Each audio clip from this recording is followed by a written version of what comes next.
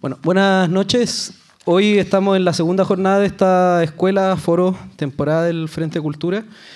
En este caso, hoy nos toca discutir, conversar sobre los debates pendientes o inconclusos de la izquierda en torno a la cultura.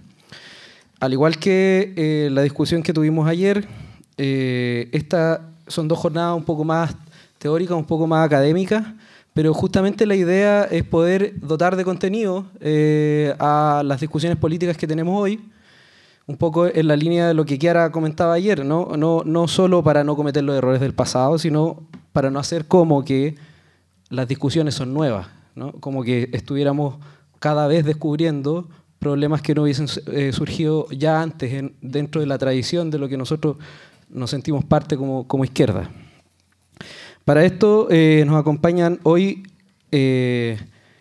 tres historiadores que han trabajado el tema de los movimientos sociales y de la relación de esto de la izquierda con la cultura. Y también Arnaldo Delgado, que es encargado político del Frente, quien va a hacer al principio la presentación del tema, un poco los textos, comentando los textos que quienes se inscribieron pudieron quizás revisar. Y también aportando una opinión sucinta sobre las distintas interrogantes que aparecen en este tema bien amplio, que un poco toca la relación de izquierda con la cultura popular, también ya se conversó ayer, la alta cultura, la cultura de masas, cómo se dan las disputas al interior de esas relaciones y cómo esas conceptualizaciones también han ido cambiando al interior de la tradición. Nos acompañan hoy Jorge Iturriaga, él es historiador y realizador audiovisual, es doctor en Historia de la Pontificia Universidad Católica, investiga y escribe principalmente sobre historia de la cultura de masas, cine, fotografía, fútbol, y ejerce docencia en diversas universidades de Chile. En el ámbito audiovisual codirigió la serie documental Un País Serio. César Albornoz, quien es historiador de la Universidad de Stanford, y especialista en temas de historia y cultura popular. Luis Tillemann, militante de Izquierda Autónoma, es investigador de la Fundación Nodo 21, licenciado y magíster en Historia de la Universidad Católica, candidato a doctor por la Universidad de Chile, docente de la Escuela de Historia de la Universidad Finisterra y autor del reciente libro que publicó, La anomalía social de la transición, movimiento estudiantil e izquierda universitaria en Chile de los 90. Se ha dedicado también a investigar sobre el movimiento popular y la izquierda en el siglo XX. Partimos con la exposición de Arnaldo, quien va a hacer una introducción sobre las distintas aristas del problema. Ya. A ver, el título con que se abre esta jornada es Los debates no resueltos de la izquierda en torno a cultura e identidad. Y particularmente me gustaría quedarme con el concepto de identidad, porque es un concepto que se está problematizando harto también a la interna del Frente Amplio. Incluso dentro de nuestras mismas organizaciones, más allá como de la relación entre organizaciones, dentro de nuestras mismas organizaciones se está debatiendo harto en torno a cuál es la identidad que debe tener el militante, a qué sujeto se está apelando, qué es lo que se está construyendo, etc. Y hay una pregunta que es la que guía esta jornada, que es ¿cuáles son las relaciones de la izquierda chilena con la cultura de masas, con la alta cultura y la cultura popular no ilustrada? Y quiero partir particularmente haciéndome cargo un poco de esta pregunta e ir introduciendo, a medida que me voy haciendo cargo de la pregunta, el concepto de identidad. Cómo el concepto de identidad va atravesando entonces las respuestas o propuestas de respuesta que pueden ir apareciendo estas preguntas. Lo primero sería hacer una especie de división. Ya ayer se vislumbraba un poco esta discusión, que imagino que la vamos a profundizar hoy, sobre una especie de diferencia, de distinción que habría entre lo que sería la cultura de masas y la cultura popular. Y para esto creo que va a ser necesario, y asumo ahí una posición y también como tomo partido al respecto del concepto de cultura popular, porque creo que va a ser necesario desmitificar el concepto de lo popular. Es decir, cuando hablamos de cultura popular, entonces hacer la distinción entre lo que sería la primera palabra, cultura, y segundo, lo popular. Para eso yo creo que va a ser necesario cuestionarnos qué es lo que entendemos por pueblo. Y para resolver la pregunta de qué entendemos por pueblo, tratando de trascender un poco a una respuesta de carácter académica, entiéndase, o sociológica, antropológica, tratar de entender el concepto de pueblo desde una perspectiva política. Y yo creo que si es que entendemos el concepto de pueblo desde una perspectiva política, inmediatamente nos cambia lo que vamos a entender por cultura popular. Y eso es un debate que ayer se abrió, es un debate que no se pudo profundizar, pero es también diferencias que hay, por ejemplo, con la misma Chiara, que expuso ayer, en torno a lo que vamos a entender por cultura popular. Para entender entonces el concepto de pueblo, yo creo que va a ser necesario desesencializarlo, quitarle una especie de esencia inmutable. Es como si el pueblo no se transformara, como si fuese una especie de... si tuviese en sí mismo una identidad mítica. Si queremos entender al pueblo desde una perspectiva política, vamos a tener que sacarle esa como condición esencial. Lo primero. A mí me gustaría entender el pueblo en este sentido y cómo nos podría servir a nosotros. El concepto de pueblo hoy, entenderla como una comunidad política. Como una comunidad política que tiende más igual el debate que apareció ayer, en una primera instancia, tiende a una amplitud más que a una cuestión más cerrada o delimitada, de identidades delimitadas. ¿Por qué? Porque yo creo que también hay que hacer una distinción entre la concepción de pueblo que había en el proyecto de la izquierda chilena hasta los años 70 y el concepto de pueblo que podemos tratar de enarbolar nosotros hoy como fuerzas políticas del Frente Amplio. Podemos entender el pueblo entonces como una comunidad política que de cierta manera subyace en el ámbito negativo del sistema. Son los que están por debajo de... Cuando hablamos entonces de una comunidad política que está en el ámbito negativo del sistema, es porque de cierta manera no tiene mecanismo y no tiene proceso para que sus demandas puedan ser satisfechas. Es cuando aparece el movimiento social, es cuando aparecen las marchas en las calles, las protestas, etc. Es porque de cierta manera el sistema político no tiene los mecanismos para que esas demandas puedan ser procesadas y puedan ser solucionadas. Y hoy tenemos que entender entonces que todas esas comunidades políticas que están por debajo entonces o en el ámbito negativo del sistema son variadas. Son variadas y tienen múltiples identidades. O sea, está la problemática, por ejemplo, feminista, está la disidencia sexual, está la problemática medioambiental, la problemática migrante, pueblos originarios, el problema de los trabajadores y las trabajadoras, el problema de los pobladores y las pobladoras, etc. Entonces son un montón de comunidades que se van agrupando y que de cierta manera no tienen esos mecanismos para procesar sus requerimientos porque a la larga lo que buscan es tener posibilidades de afirmar su propia vida. Y el concepto de vida para mí va a ser fundamental entonces para entender después el concepto de cultura. Entonces, como diría, por ejemplo, Boaventura de Sousa, lo que sería necesario entonces es que estas distintas comunidades políticas puedan entrar en diálogo, puedan dialogar y puedan hacer una especie de traducción de sus problemáticas. Es decir, lo ideal sería que se dé un proceso en que, por ejemplo, el trabajador explotado de nacionalidad chilena se dé cuenta que hay un trabajador que es mucho más explotado que él, que es el trabajador migrante. O que la mujer, en el ámbito de la lucha feminista, que la mujer se dé cuenta, la mujer chilena, por ejemplo, se dé cuenta que hay una mujer que está siendo más oprimida que ella misma, que hace la mujer indígena. Entonces, en ese proceso de diálogo y en ese proceso de traducción de las demandas, es que se puede empezar a producir algo así como una comunidad política de comunidades políticas. Y a eso yo le preferiría llamar pueblo, y eso va a distar del pueblo entendido en los años 70. Bueno, ustedes me imagino que van a profundizar en esa línea, pero el pueblo entendido en los años 70, o sea, era un pueblo donde estaba prácticamente solamente el trabajador, donde estaba el poblador, donde entraba el campesino. Y tampoco es gratuito que termine como en masculino. Es cosa de ver, por ejemplo, el disco del canto al programa del Inti Illimani, donde la ilustración interna son puros hombres, y ninguna mujer. Tal como se está produciendo en esta mesa ahora que habemos puros hombres. Y es una cuestión de la cual tenemos que hacernos cargo. Es una cuestión que no puede seguir pasando. Entonces, si es que vamos a entender el pueblo como una comunidad política, como la comunidad política que está en el ámbito negativo del sistema en este momento, tenemos que preguntarnos también qué tan posible es expresar la vida de estas comunidades. Y aquí voy a entender el concepto de cultura, voy a hacer una especie de mezcla entre las concepciones más antropológicas, pero voy a entender la cultura como la expresión de vida de una comunidad. Entonces, ¿es que acaso la cultura es la expresión de la vida de una comunidad? Vale la pena preguntarnos qué tan posible es hoy que las comunidades puedan expresar su propia vida, que puedan recrear para sí mismos su propia vida, que puedan expresarla. Entonces, por lo visto pareciera ser de que no hay muchas posibilidades. Hoy no hay muchas posibilidades de expresión sensible para la subalternidad.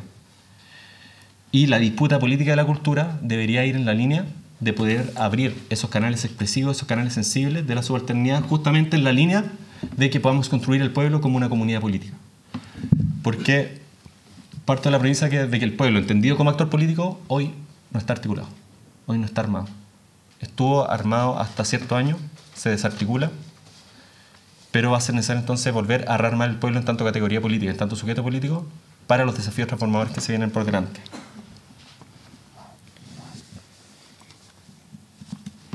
Considerando esto, yo creo que igual los conceptos que... ¿Tú me vas diciendo el tiempo? 5, ¿no? Está bien. Los conceptos que aparecen en la pregunta, esto de como de cultura popular,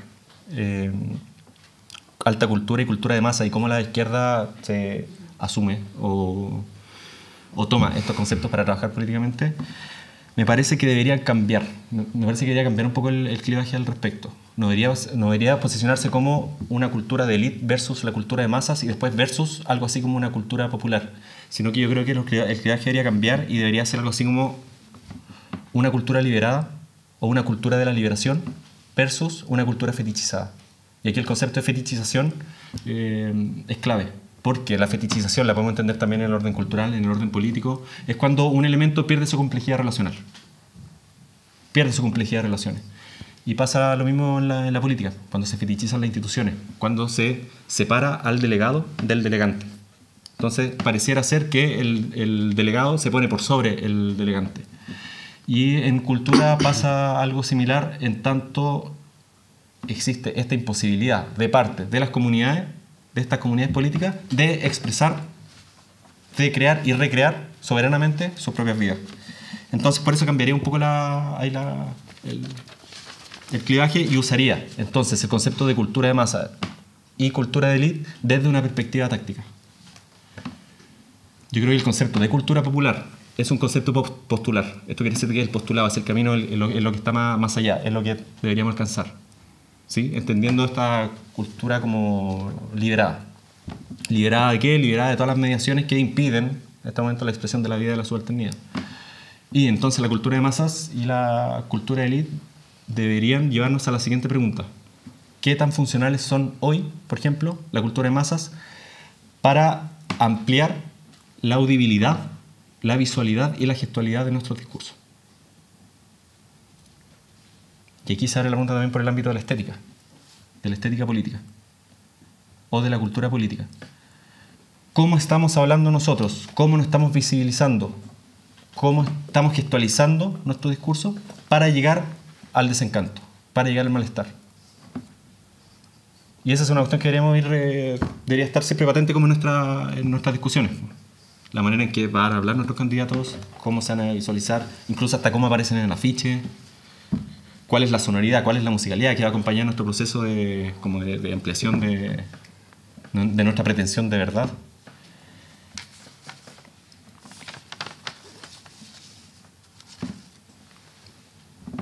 Finalmente, como para no seguir no seguir como ya profundizando, porque me imagino que aquí los compañeros en la mesa van a profundizar mucho de los temas que estoy enunciando.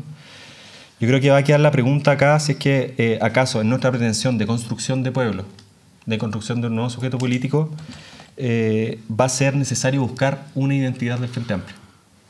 Una identidad, me refiero en este momento particular, en este periodo, en el periodo en que todavía no terminamos de nacer como Frente Amplio, en el periodo en que estamos recién conociéndonos, como se decía ayer. ¿Es necesario apelar a una identidad o va a ser necesario apelar a una comunidad política de otras comunidades políticas que van a tener una interna? Entonces ahí queda la pregunta, también aparte de esta, si es que es necesario apelar a una identidad para el Frente Amplio, queda la pregunta también si es que es necesario acaso juntarnos solamente con los iguales o si acaso es mejor el concepto de superar el concepto de igualdad y buscar el concepto de semejanza. En este momento en particular, trabajar con los semejantes y no trabajar solamente con los iguales. Dejo enunciados estos temas y bueno, no sé. Sí. ¿Todo bien en el tiempo? Bueno. Sí, estamos bien. Estamos justo. Así que ahora pasa a hacer su exposición Jorge Iturriaga.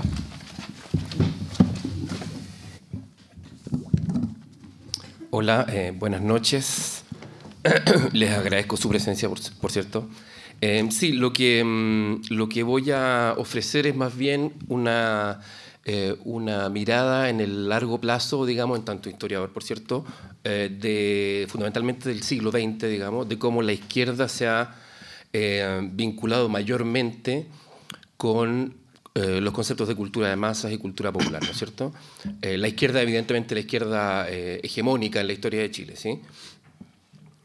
Y en términos de estos tres elementos, izquierda, cultura de masa, cultura popular, yo lo veo, el esquema que propongo es como, bueno, la izquierda evidentemente es el sujeto del cual estamos hablando, la cultura de masas vendría siendo una especie de instrumento para transformación, y la cultura popular vendría siendo el objeto a transformar, ¿sí? Entonces, sujeto, herramienta, objetivo, ¿sí? En relación al primer punto, digamos, la izquierda en tanto ideología o doctrina o corpus moderno, tiene la característica fundamental, creo yo, de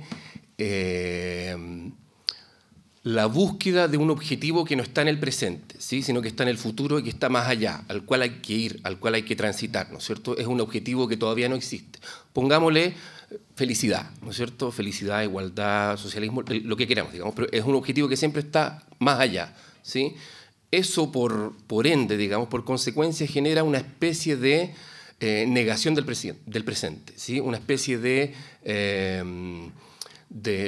negación del momento presente, de negación de lo realmente existente, ¿sí? Entonces, en ese sentido, digamos, es una posición que uno podría también llamar bastante cristiana, digamos, en el sentido de que siempre, de que es teleológica, de que la búsqueda de algo que no está acá, sino que está más allá, ¿no? En otra etapa, en otro tiempo, ¿sí? La cultura de masa, ¿por qué la tomo como herramienta, ¿no? Porque la izquierda tradicional, por izquierda tradicional me refiero fundamentalmente a la izquierda surgida a partir de la matriz Partido Demócrata, Partido Obrero Socialista, Partido Comunista. La visión que tiene esa izquierda de la cultura de masa es básicamente una visión utilitaria, digamos, estratégica, funcional, ¿sí? Es insisto, es una visión, digamos, de tomar las técnicas reproductivas, eso es lo que entendemos grosso modo como cultura de masas, ¿no? Las técnicas reproductivas de la producción cultural, ¿sí? La imprenta, el celuloide, la radio, la televisión, etc. La izquierda toma esas técnicas reproductivas fundamentalmente para difundir su doctrina, ¿sí? Pero no las toma como un momento en sí mismo, como un campo en sí mismo, sino que básicamente como una herramienta para algo, ¿sí? Y en ese sentido es una utilización bastante táctica y no mayormente reflexionada, por cuanto como es un instrumento, como qué sé yo, el cine, la literatura, lo que sea, la radio, son instrumentos, se pueden intercambiar, se pueden evaluar de acuerdo a la contingencia cuál es el medio que sirve más, digamos, en este caso la imprenta, el cine, lo que sea, digamos. Entonces, en ese sentido, lo que uno ve, en base a esa concepción utilitaria de la cultura de masa, lo que uno ve es que hay una irregularidad bastante notable en las visiones de la izquierda sobre la cultura de masa, ¿no? Fundamentalmente yo me baso en la experiencia del cine, ¿no? Del cine tomado por los sectores de izquierda. Voy a ejemplificar más adelante y profundizar en eso.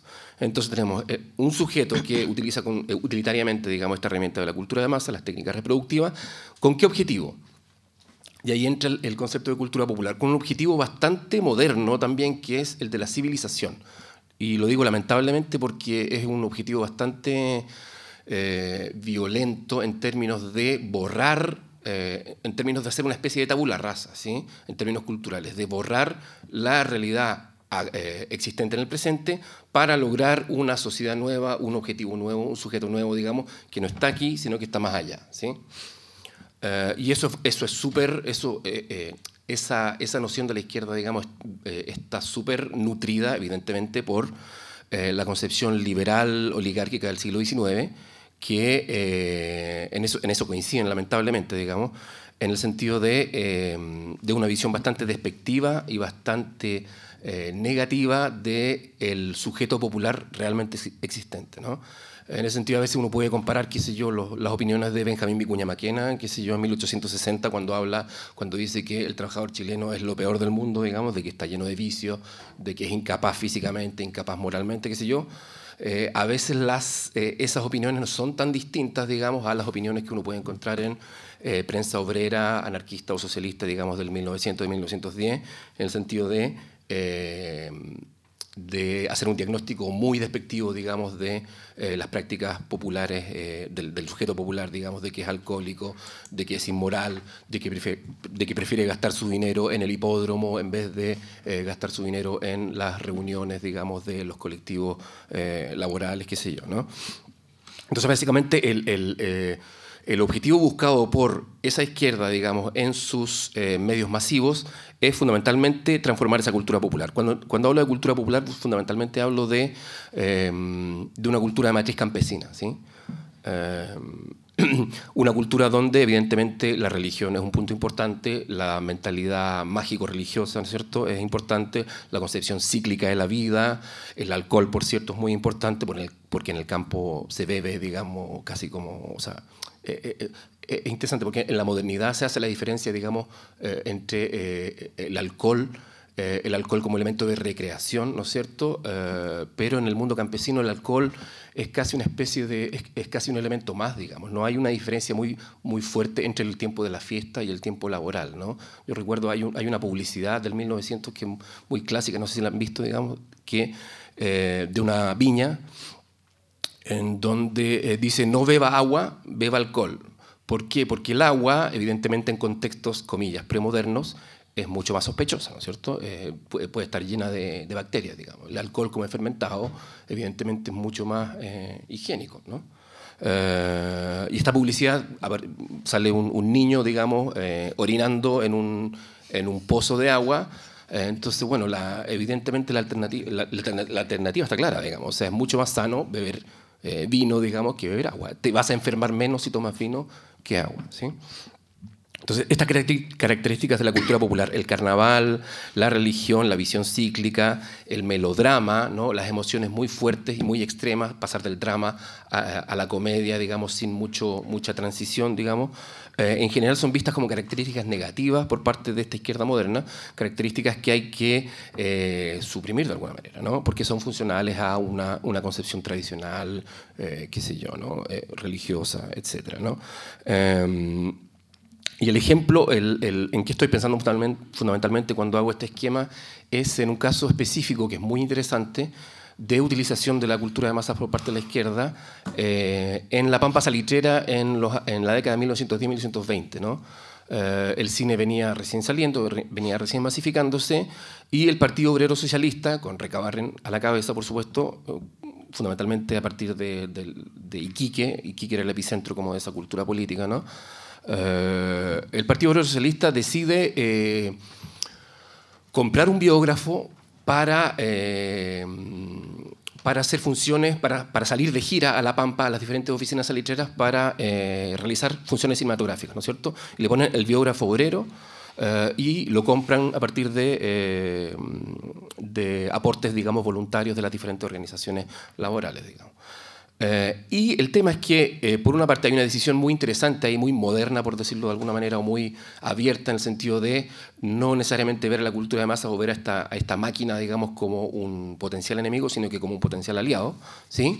El punto es que, como insisto, esta utilización fue centrada fundamentalmente en el cine como plataforma para difundir una doctrina, ¿sí? Pero no hay una reflexión en el uso del Partido Obrero Socialista del momento recreativo del cine o del gusto popular ligado a la experiencia cinematográfica, ¿no? Lo contrasto yo mucho con, por ejemplo, el caso de otros países de América Latina, José Carlos Mariátegui, por ejemplo. José Carlos Mariátegui en Perú reflexiona mucho sobre el cine. Y no sobre el cine en términos así como funcionales de, bueno, el cine es una gran herramienta para difundir una doctrina o para, ¿cómo se llama?, recaudar financiamiento, porque evidentemente un montón de organizaciones lo hacían fundamentalmente para, como una fuente de ingresos, digamos, más allá de los contenidos de las películas, ¿no? Bueno, Mariátegui reflexiona sobre el tema, sobre el gusto popular del cine, tiene reflexiones sobre Chaplin, tiene reflexiones sobre la comedia, por ejemplo, súper interesantes, súper abiertas, digamos. En Chile no se advierte eso, ¿no? En Chile, básicamente, al menos ese caso específico, el Partido Socialista utiliza el cine básicamente como una máquina de reproducir mensajes y como una máquina de recaudar ingresos, digamos, ¿no? Y bueno, cuando aparecen otras tecnologías más baratas, qué sé yo, o menos complicadas, digamos, menos monopólicas, bueno, el cine es dejado de lado y se cambian a la imprenta, qué sé yo, ¿no? Ahora, ese es como el diagnóstico dominante, la visión dominante, digamos, de la cultura de masa por parte de la izquierda. Evidentemente, a mí no me satisface esa visión y voy a simplemente señalar algunos elementos que nos permitirían desmentir esa visión, digamos, esa relación tan como esquemática de la izquierda con la cultura de masa y con la cultura popular, ¿no? En primer lugar, este énfasis moderno, digamos, de la izquierda, o este énfasis en que el objetivo está allá, está en el futuro y no está en el presente, hay que, de alguna manera, es como desdibujarlo, creo yo, hay que socavarlo, en el sentido de que la lucha política no es siempre ganar un nuevo territorio, sino que no es necesariamente transformar algo, es decir, ir a buscar algo que está allá, sino que muchas veces es defender algo que ya tenemos, ¿sí? Entonces, en ese sentido, creo que la izquierda ha abusado mucho del vocabulario utópico, en el sentido como que nada de lo que existe actualmente sirve, sino que todo está por construirse. Y eso básicamente, mi énfasis, digamos, tiene que ver con una negación de la cultura popular, de la cultura indígena, de la cultura rural, digamos, bastante fuerte, ¿no? Porque evidentemente en el campo hay un montón de prácticas solidarias, un montón de prácticas colectivistas que sirven, que suman, digamos, que es a lo que yo aspiro personalmente, digamos. O sea, la cantidad de mingas que se hacen, por ejemplo, actualmente en el campo, que evidentemente pasan muy desapercibidas, digamos, son ejemplos fenomenales, digamos, de prácticas que no hay que ir a buscar, digamos, en el futuro, sino que están aquí, están a 100 kilómetros de Santiago, digamos. Mingas, básicamente, un mingaco, como le llaman, básicamente esta idea de ayudarle al vecino, digamos, a cosechar, a sembrar, sin pedir remuneración a cambio, sino que fundamentalmente a cambio de un momento festivo, de un asado, qué sé yo, etcétera, ¿no? Y después ese favor, entre comillas, le es devuelto en sucesivas ocasiones, qué sé yo. Entonces, no todo es futuro, también hay defensa de prácticas pasadas o presentes. La cultura de masas, aparte, ha sido una herramienta no necesariamente monopólica, no necesariamente capitalista, no necesariamente fetichista, y esto en el cine es súper claro. Los monopolios, los grandes monopolios se instalan en los años 30, digamos. O sea, el cine tuvo alrededor de 40 años, los primeros 40 años del cine fueron súper participativos, ¿no? Así como el Partido Obrero Socialista pudo hacer cine, digamos, comerciar cine, porque no eran productores, más bien distribuidores y exhibidores. Así como el Partido Socialista pudo hacerlo, un montón de sindicatos, centros laborales, centros mutuales, digamos, ejercían ese trabajo. Estoy medio... ¿No? Vale. Lo que es re interesante, hablando del concepto de fetichismo, digamos, que decía el compañero acá, hasta la instalación de las grandes corporaciones gringas, digamos, en los años 30, el comercio cinematográfico era súper participativo, insisto, y era muy, ¿cómo decirlo? Socializable, copropietarizable, muy en la lógica del procomún. Es lo que hoy día básicamente se llama pirateo, digamos, pero que en la época no se le llamaba con esa palabra. Era básicamente la posibilidad de que cualquier pequeño empresario podía explotar una película sin pagarle derechos al titular de la película, digamos. ¿No? Qué sé yo agarro una película de Warner Brothers, ¿no? Warner Brothers evidentemente va a tratar de perseguirme para que yo le pague el derecho, para que le pague, digamos, un fee, lo que sea, digamos. Pero el sistema legal y el sistema, la mentalidad de los comerciantes de esa época no entraba en esa lógica del goce exclusivo de los productos, digamos, ¿no? Si tú encontrabas una copia de una película, fuera de quien fuera, tuviera los derechos de quien tuviera, en general no había ningún problema en exhibirla. Los exhibidores, los distribuidores no se ponían, digamos, nerviosos en términos de, pero es que esto es de Warner Bros., tú tienes que pagarle un derecho, una comisión. No, digamos, digamos, la película es...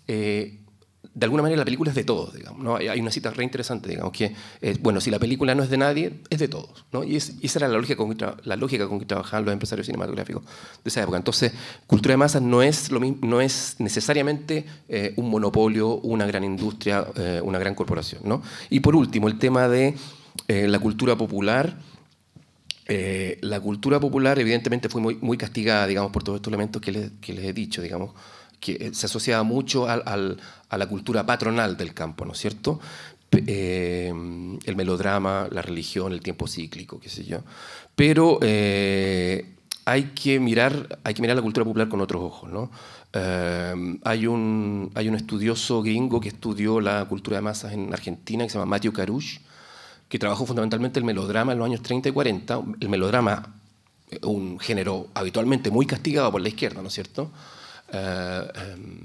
Y él se dio cuenta de que, a diferencia de lo que todo el mundo empezó a decir en los años 60, porque el cambio ocurrió en los años 60, este castigo hacia el melodrama, a diferencia de lo que él pensaba, las películas melodramáticas de los años 30 y 40, no solo las películas, sino que también los programas de radio, eran súper combativos, digamos, eran lucha de clase 100%. Era siempre el pobre bueno, el pobre como el personaje bueno, como el protagonista bueno, y los malos siempre eran ricos, siempre era un empresario, siempre era un cabrón millonario, digamos. Siempre está, qué sé yo, el pije, digamos, que trata de seducir a la...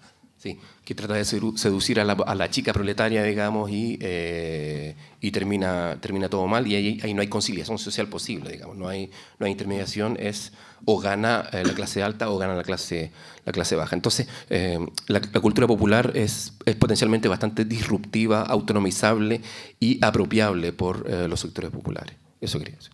Gracias.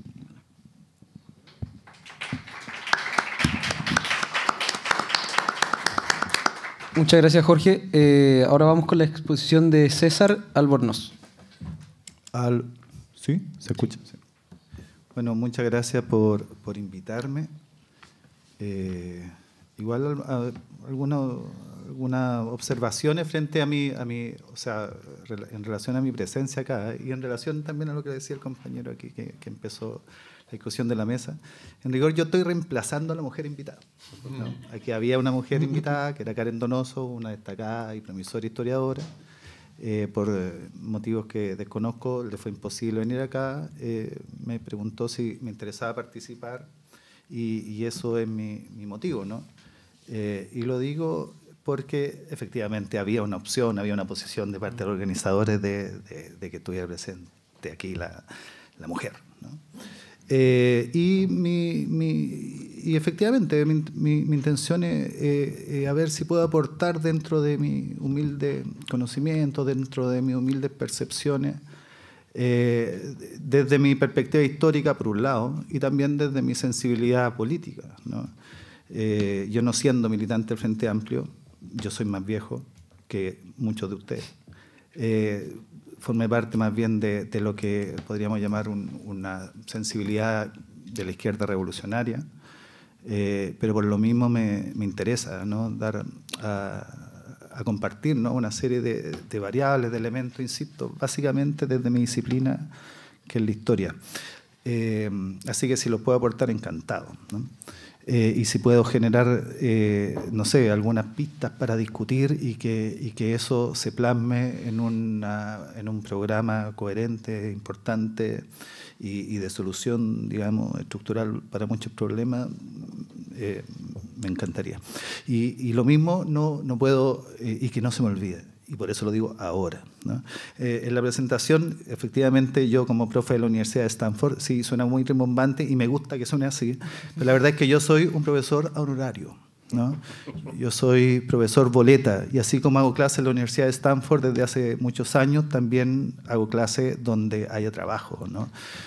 Hago clases también en la Católica, hago clases en la Universidad Alberto Hurtado, hasta el año pasado hice clase en la Universidad Pedro de Valdivia, y la verdad es que hago clases en todos lados.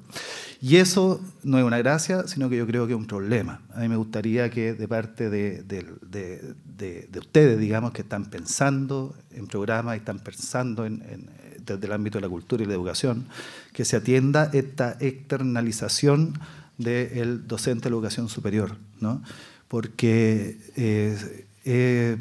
digamos, es una problemática que no se ha abordado en vista de que el profesor, el trabajador honorario en la educación superior, es un trabajador que no pertenece en rigor a ninguna universidad y pertenece a todas, ¿no?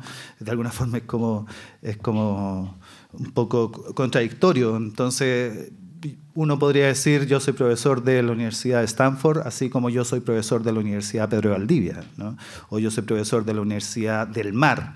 Y la verdad es que ambos son reales, ¿no? Entonces, atención con eso, me parece que independiente de la problemática y la discusión teórica que tengamos, me parece que hay que atenderlo, ¿no? Hay que atenderlo como un problema o como un síntoma quizá de un problema quizá más profundo.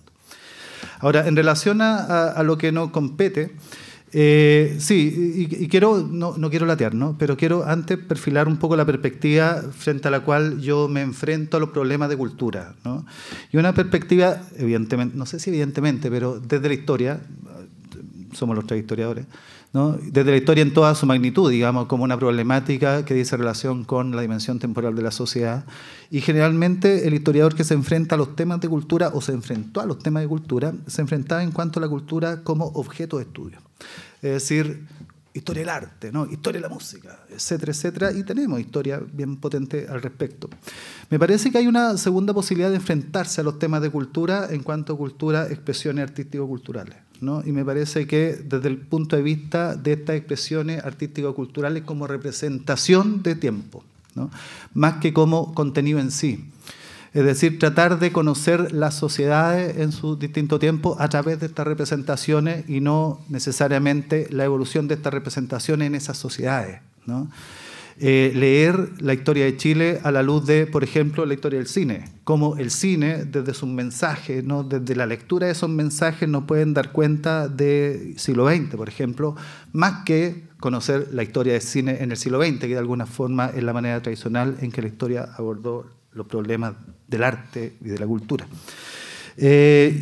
Yo, de alguna forma, tengo esa propuesta, ¿no? Y en ese sentido, así como Jorge acaba de hablar de la posición de la izquierda frente a la cultura, a mí me gustaría hacer un diagnóstico de la historia del siglo XX a la luz de sus representaciones, ¿no? A la luz de sus expresiones artístico-culturales, y sobre esa base, a lo mejor, retener algunas problemáticas que creo que hay que desarrollar. A lo mejor en términos prácticos no funciona, pero me parece que en términos de principio, en términos básicos, en términos de fundamento, me parece que es significativo.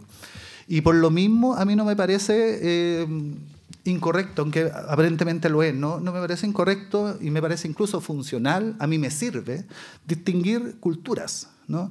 Independiente de que puede haber una gran definición de cultura desde la antropología, desde los años 70, ¿no? Y todo es cultura, por cierto, a uno como investigador, ¿no? Por lo menos desde mi disciplina y desde mi acercamiento al tema, a mí me sirve el distinguir entre tres modalidades culturales, ¿no? Entre una alta cultura, una cultura docta, ¿no? Entre una cultura popular tradicional, si ustedes quieren, folclórica, y entre una cultura popular masiva, ¿no? ¿Y por qué me sirve? Y aquí una observación, así como Jorge se acerca a este tipo de temas desde el cine, mi acercamiento es básicamente desde la música, ¿no? Y desde la música digo, y no hacia la música por lo que les comenté recién, ¿no? Y desde la música y hacia la contemporaneidad, ¿no? Tratando de comprender la contemporaneidad, una contemporaneidad que en términos, digamos, vulgares, si queremos, en términos convencionales, es del siglo XIX-XX. para comprender la contemporaneidad de las formas culturales que estamos conversando, a mí me sirve, en cuanto considero que es vestigio relevante de contemporaneidad, la cultura popular masiva, ¿no? ¿Y por qué la cultura popular masiva y no las otras culturas, ¿no? Y perdónenme lo rústico a lo mejor de estas caracterizaciones o estas definiciones, pero me parece que funcionan y por eso las presento, ¿no? Porque si considero la cultura popular tradicional, lo voy a llamar, para referirme a la cultura folclórica, de alguna forma ha habido una tendencia a considerarla estática en cuanto que se constituye, en el momento en que se constituyen las sociedades, ahí se genera identidad y esa identidad se conserva a la luz del paso del tiempo. Por lo tanto, se transmite de generación en generación, es generalmente anónima y uno es muy difícil que tenga un acercamiento efectivo a la cultura folclórica, al menos nacional, ¿no? Estudioso, el antropólogo, el que hace un ejercicio de etnografía, quien visita el archivo de literatura oral y tradiciones populares que no lo conoce nadie, y vayan, que está en la Biblioteca Nacional, tercer piso, entrando por Moneda, puede encontrar manifestaciones efectivas de cultura popular folclórica, ¿no? Y se va a encontrar con que, por ejemplo, cuando uno encuentra el canto a lo divino, ¿no? Que efectivamente de tradición oral, que es anónimo y que se lo enseñó, qué sé yo, a Santo Rubio en su momento, cuando estaba vivo su padre, y así su padre, y en el fondo no se sabe quién lo enseñó. Ese canto a lo divino es generalmente un recitado desde la memoria, no es improvisación, ¿no? Por lo tanto, en rigor, ese canto a lo divino se constituyó hace al menos 2 siglos, ¿no? Que es el momento efectivamente de la conformación de la sociedad latinoamericana y particularmente chilena. Entonces, de acuerdo a la transmisión, a mí me sirve menos como historiador para reconocer en esas expresiones vestigios de contemporaneidad. Por lo tanto, no es que lo deseche, sino que lo dejo como a un ladito, ¿no? Me interesa, me preocupa, ¿no? Pero lo dejo a un lado. Luego la música docta, perdón, la cultura, la alta cultura o cultura docta o música docta, ¿no? Como una cultura vinculada a los códigos incorporados desde Europa, ¿no? Con una presencia desde la, digamos así, formación convencional académica, por tradición también elitista, ¿no? Cultura de arte, ¿no? Como le llaman algunos, la música de arte, ¿no? Y que me supera de alguna forma por mi incapacidad para reconocer a plenitud su lenguaje, ¿eh? Y eso es el motivo por el que también la dejo en una piececita del lado. Y la cultura popular masiva, ¿no? Y la cultura popular masiva sí me parece que es, al menos en sus representaciones, síntomas para comprender la sociedad y por lo mismo para, de alguna forma, cambiarla, ¿no? Gobernarla, revolucionarla si queremos. ¿Cómo la definimos? Y ahí yo me sostengo en una definición que se ha hecho desde la musicología histórica para dar cuenta de la música popular masiva, que me parece que se concibe desde 3 características que me parece correspondientes, ¿no? Que es mediatizada, masiva y moderna, ¿no?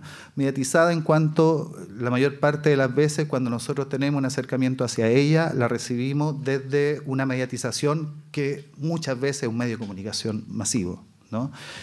Por lo tanto está intermediada y esa intermediación, es decir, esa mediatización, muchas veces tiene que ver con lo tecnológico, ergo lo industrial, ¿no?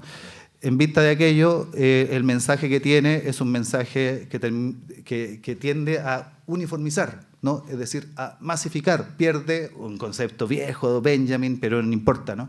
Pierde a lo mejor esa experiencia única e irrepetible, ¿no? Que criticaban algunos en esa época, años 30, justamente en función de cómo el cine le había quitado el aura al teatro, ¿no? Mediatizada, masiva y moderna. ¿Moderna por qué? Porque al fin y al cabo la construcción de medios de comunicación de masa se consolida en el siglo XX. Entonces, de alguna forma, ahí yo tengo vestigios que me permiten comprender, ¿no? Nuestra sociedad en el último siglo, al menos. Desde esa introducción, ¿no? ¿Cómo uno puede leer la relación izquierda-cultura? Y en este caso, ¿cómo puede uno leer la relación izquierda-cultura popular masiva? Partiendo de la base de que mi herramienta principal es la música popular masiva.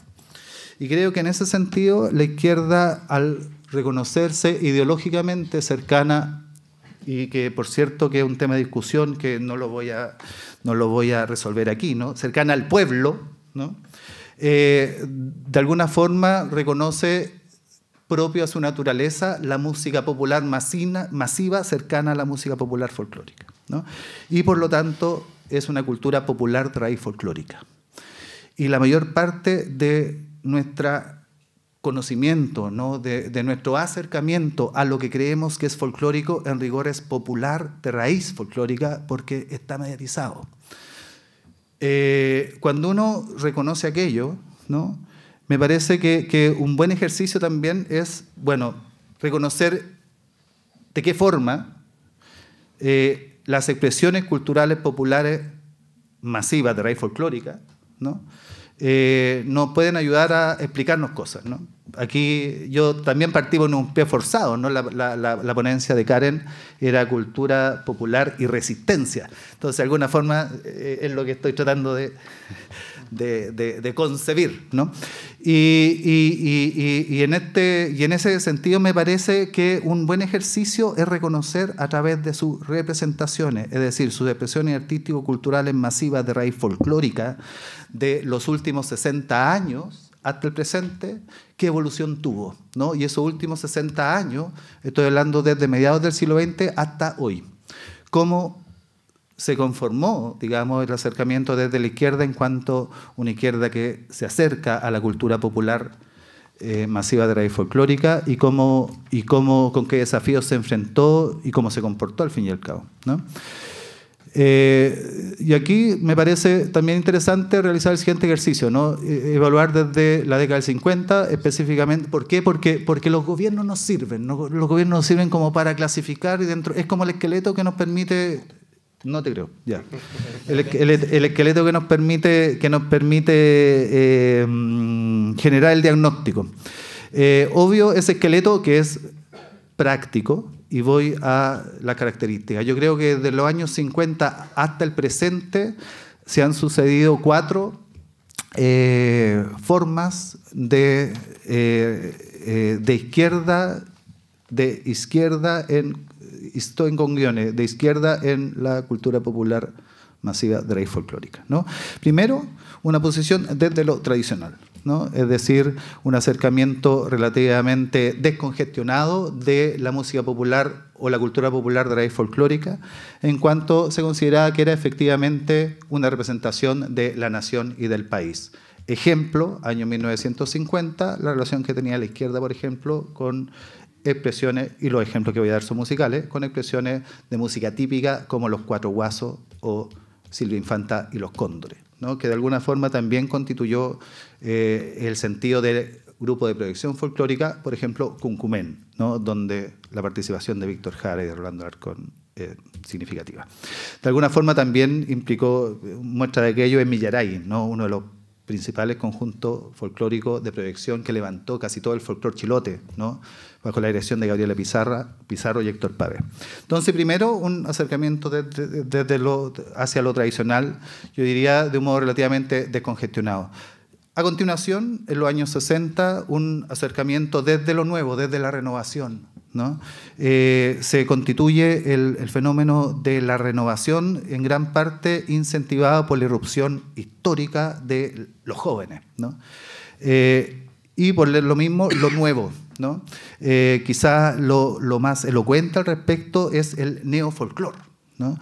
Que en su momento también se llamó la nueva ola folclórica y que no es raro que constituya el antecedente de la nueva canción chilena, ¿no?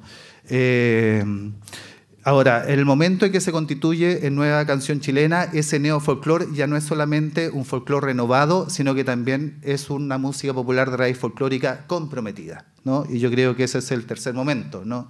La opción desde el compromiso, ¿no? Y en ese sentido me parece que lo más elocuente y emblemático es la izquierda dentro de... en términos culturales, ¿no? Su participación dentro de la unidad popular, ¿no? Y no cómo la unidad popular genera cultura, sino que cómo la cultura de la izquierda genera unidad popular, ¿no?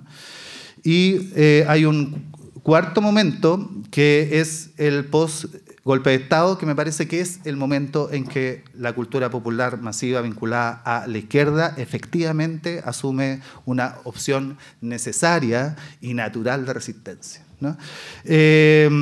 Ahora, todo eso lleva a un presente que es el hoy, ¿no? Y me parece que cuando uno tiene que hacer un diagnóstico frente al hoy, no está de más enfrentarse a, insisto, representaciones que muchas veces la música no las da, ¿no? Y representaciones de izquierda también.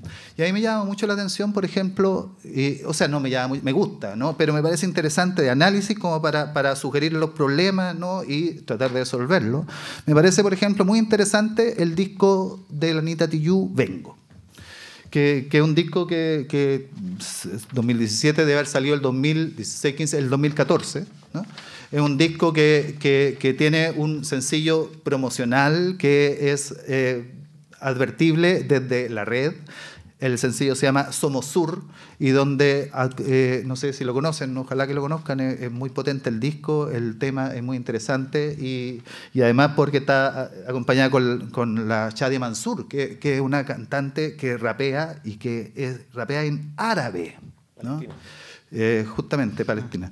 Entonces, ¿qué tenemos ahí? Digamos, de alguna forma me da la impresión que la Anita Tijoux en el año 2014 es un equivalente a Quilapayún en el año 1974, y a lo mejor un equivalente a una Violeta Parra el año 1967, ¿no? Yo creo que son, en el presente, ¿no?, 4 las variables que hay que prestar atención y que forman parte del acontecer cultural vigente, y que de alguna forma yo creo que como izquierda, tanto el Frente Amplio como toda la izquierda, ¿no?, debemos asumir y debemos evaluar cómo nos enfrentamos a aquello. Las características son las siguientes, que son características, insisto, culturales en términos generales. Me parece, primero, que hay una evidencia sobre la internacionalización que dice relación con el concepto que hoy está más vigente, que es la globalización, ¿no? César. Una internacionalización. Termino. Internacionalización, 1. 2. Tecnologización, la relevancia de la tecnología y por ende la mediatización. 3. Individualización, ¿no?, que me parece en ese sentido interesante lo que tú habías dicho, que a lo mejor hoy no hay que hablar de iguales, sino que de semejantes. Y eso, ¿no? Me parece que en ese sentido, atención, ¿cómo nos enfrentamos hacia esa característica de modo integrado, es decir, asumiéndola como parte de nuestro concepto, o de modo apocalíptico, tratando de destituirla por un orden nuevo, ¿no? Bueno, eso es lo que les quería presentar. Espero que les sirva, espero que nos sirva, ¿no?, para construcción de programa. Gracias. Gracias, César. Y finalmente vamos con la exposición de Luis Tillemann. Tengo 15 minutos, ¿cierto? Sí. Se ponía el cronómetro para no pasar. Ya. Ya. ¿Aló? Ahí. Voy a tener que sacar esto. Y a mí me gustaría partir discutiendo con parte de la introducción que planteó Arnaldo. Precisamente porque era, no de pesado en realidad, sino porque creo que trata precisamente lo que yo quería hablar.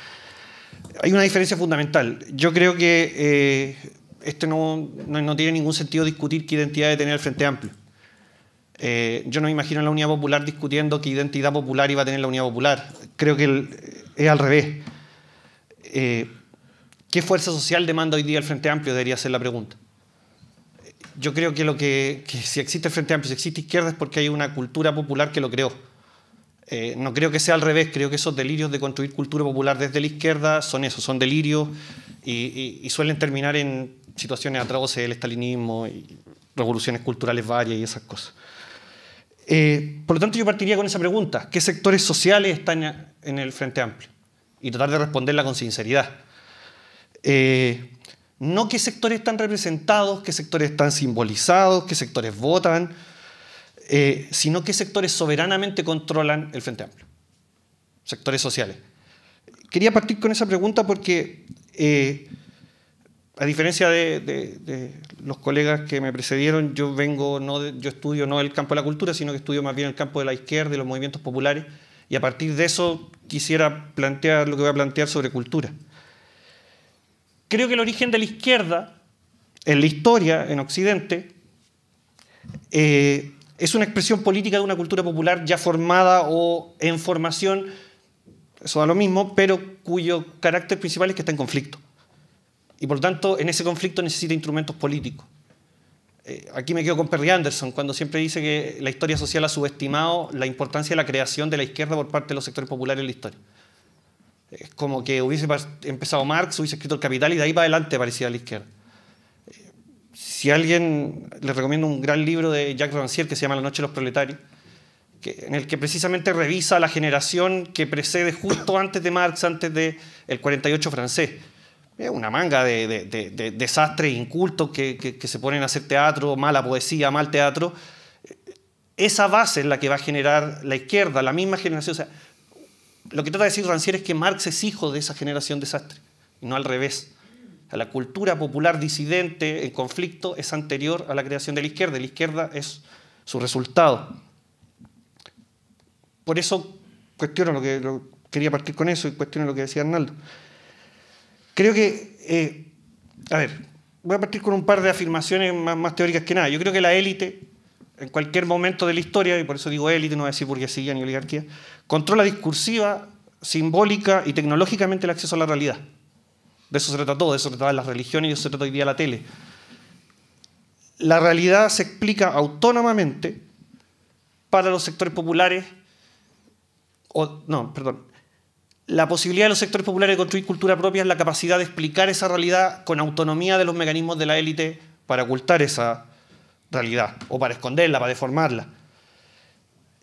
Y esto, siguiendo a Burke, es una secularización del campo popular ante el retiro de la élite de esa cultura. Deja existir la cultura popular. El famoso texto de Burke cuando habla del bufón, que pasa de estar en la corte a estar en las calles haciendo carnavales. Esa cultura se construye, yo creo que esto ya lo explicaron, sobre todo lo que explicaban Jorge respecto del Partido Obrero Socialista en Chile, el cine. O sea, hay una intencionalidad de tratar de pelear ese campo de la explicación de la realidad. ¿Cómo lo van a hacer? O sea, y por eso me interesa insistir en que la cultura popular crea la izquierda. Va a crear partidos que incidan en la realidad. No un partido, no el partido de la clase, sino partidos. Va a crear partidos y instrumentos políticos que cambien la realidad según sus intereses. O sea, no es solo cambiar la realidad por una idealidad buena, sino por una realidad que me mejore mis propias condiciones de vida. Por lo tanto, la izquierda es hija o resultado lógico del desarrollo autónomo de una cultura popular específicamente disidente y anclada en espacios modernos. La fábrica, el puerto, pero también el cine, también la prensa. La izquierda latinoamericana y también chilena surge mezclando la cultura nueva, obrera, ilustrada, con la de otras clases que no se van a disolver en el capitalismo, y menos en un capitalismo inacabado como el chileno. Grupos medios, grupos sociales no urbanos ni industriales, lumpen, vagabundos, campesinos. Uso el masculino solo en genérico, esto incluía mujeres. También yo creo que ese mito, esa leyenda negra de que la izquierda era machista y odiaba a las minas, tiene harto de cierto, pero tiene harto de mentira también. Probablemente el lugar donde más presencia femenina hubo en el siglo XX fue en los espacios de izquierda o en los espacios de disidencia popular. Por eso en Latinoamérica la cultura es más popular que obrera, porque no da para obreros. O sea, los obreros en su mejor momento en Chile fueron el 23-24% de la fuerza de trabajo. El resto no cabía en esa categoría. O sea, también esa idea de que la izquierda era obrerista, sí, además en Inglaterra, acá no. Acá fue mucho más popular que obrera. La izquierda chilena del siglo XX fue mucho más popular que obrera desde el principio. O sea, y una investigación de Peter de Chazo que establece la importancia del anarquismo hasta los años 20 y que era mucho más mayoritario en los sectores obreros que el socialismo, iba a plantear que ese anarquismo no era ese obrerismo marxista, era algo mucho más abierto, más popular, más libertario, etc. La izquierda, por lo tanto, aparece en la historia como novedad crítica y promesa de futuro, por una parte. Va a traer con esa idea de novedad de futuro, promesa de futuro y novedad histórica, a intelectuales y agentes culturales. ¿Dónde va a acercar a intelectuales y agentes culturales propios de esta alta cultura? En la educación pública. No hay izquierda del siglo XX sin educación pública. Los dos premios Nobel del siglo XX son profesores y vienen de la educación pública. La primera línea de la izquierda chilena, si sacamos a los grandes tótem que vienen de la PUC, que son los menos, casi todos vienen de la Chile, el Nacional Y cuando sacamos a los líderes santiaguinos son de la educación pública de regiones, pobres, no de los grandes liceos del centro. En el breve siglo XX, la élite chilena va a huir de lo popular, los sectores medios se van a fortalecer como clase central en la cultura y los grupos populares se van a elevar como centro de esta cultura, pero no como agentes soberanos, no la van a controlar. Su cultura popular va a ser la cultura que las clases medias le definen como su cultura popular. Las relaciones, por lo tanto, son de abajo hacia arriba. Los sectores populares ingresan a los espacios de la élite, entran a los colegios, entran a las universidades, escriben poesía. En algún momento distribuyeron cine, como se decía. Y logra competir en ese centro.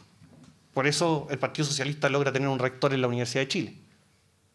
El Partido Comunista logra poner de decano de arte a un inmigrante, Balme. Porque logra entrar a competir en ese espacio central de la alta cultura. En el trienio clave, 70-73, la izquierda chilena expresó la cultura popular. Hay ahí ciertos paralelos o ciertas relaciones directas que no se pueden desconocer. Pero ya era una cultura que comienza a ser desplazada por la totalidad mercantil, por el deseo de consumo. Si bien la izquierda representa la cultura popular frente a la derecha, por la izquierda se le empieza a colar por abajo, por la vida cotidiana, la cultura de masas del consumo, mucho más capitalista, con mucho más capacidad de totalidad. La cultura de masas es la conversión en mercancías de lo que en otro momento significaba la vida. Yo aquí siento creer que sí, la cultura de masas, a diferencia, yo creo que es más parte de la dominación que un campo en disputa. La cultura popular, la de la UP, además va a tener otro problema. Se va a ver anticuada, se ve como rural, como decían acá, muy folclórica, frente a la nueva cultura de masas que le va a competir y que le va a disputar el compromiso popular. La nueva ola, ahora salió no ahora, pero salió el libro de Barmelech sobre la psicodelia.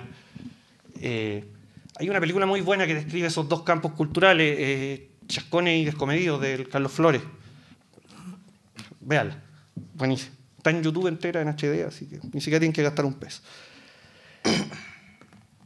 Y los artistas de la Unidad Popular fueron conscientes de esto. Discutían si llegó el momento de consolidar o de crear. Mientras los artistas del PC y algunos sectores del PS se van a ver muy arrinconados con este conservadurismo. Va a haber una cultura popular donde los sectores de la izquierda van a abandonar cualquier espacio académico, cualquier espacio del museo y se van a ir lícitamente a las poblaciones. Creo que el caso emblemático en eso es el caso de Alberto Pérez, que tiene uno de los principales intelectuales y que termina creando unas obras sobre la amenaza popular detrás de las barricadas de madera, reivindicando la figura poblador como centro del arte.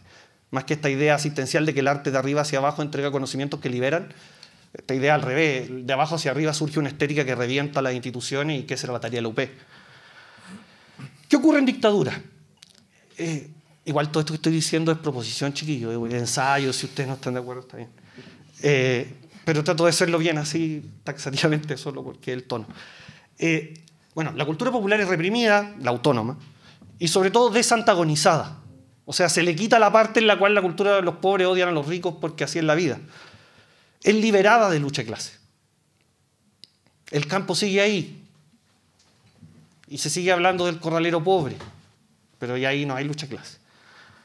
El mercado avanzó sobre el desprotegido campo popular y convirtió su cultura en mercancía y por lo tanto la convierte en una parte más de la cultura de masa. En los 80 la izquierda renovó fachadas, sonidos, pero no formas, matrices o contenido. Los conceptos vivos, pueblo, tierra, población, Santiago, pasaron a ser símbolos de rebeldía y sueños pasados, pero no de impugnación en el presente en los años 80. No había una cultura popular autónoma que pudiera parir a la izquierda. Más bien había una izquierda redundando en el envejecimiento de su novedad. Sol y lluvia como la degradación de Inti Illimani y Quilapayún, Santiago del Nuevo Extremo como la degradación de Víctor Jara y de una apuesta mucho más compleja en la música. Lo mismo la Ramona Parra, de crear una nueva estética a repetir hasta lo insoportable la misma estética, hasta que Becker se compra la estética de la Ramona Parra y la usa para hacer una campaña el Bicentenario. La transición en ese marco ya quedaba poco que echarle mano a una cultura autónoma. Creo que en la transición y hasta el presente, la cultura de masas es la cultura del mercado.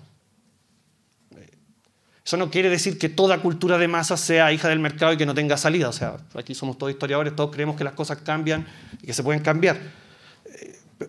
Pero creo que la transición, eso, sobre todo en los 90, en eso hay harto claro.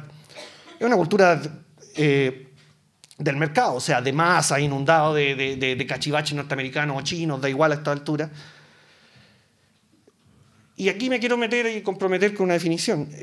La cultura de masas, creo, y esto a modo de propuesta, es la cultura del pueblo sin autonomía.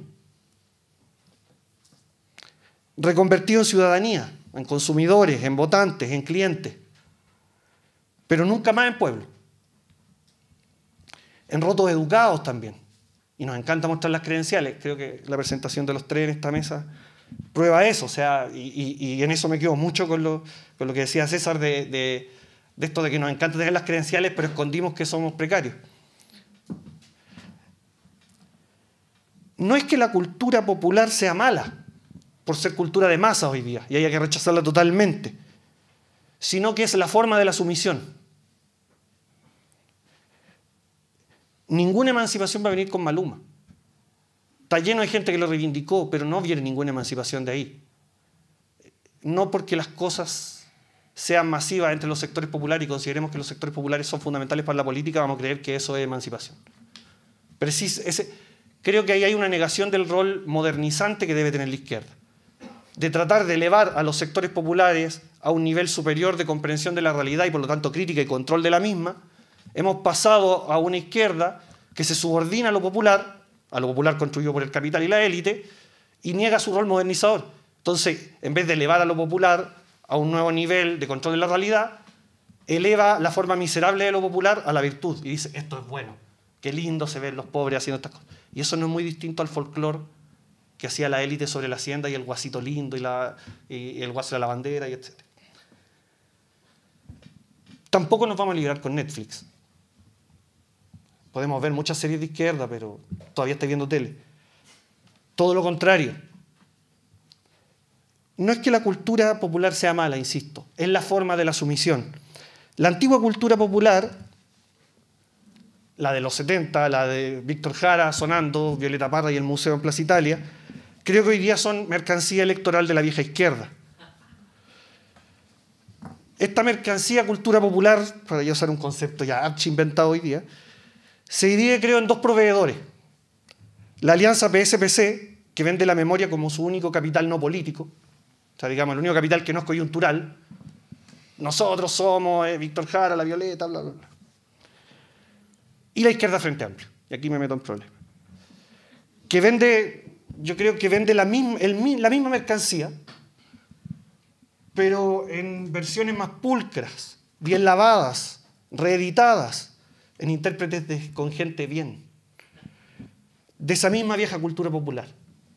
Yo sé que aquí hay gente que puede ser amiga de él, pero toda esta lista de cantantes y trovadores que hay actualmente son como Víctor Jara Cuico, como Camina Stern es como Víctor Jara Cuico.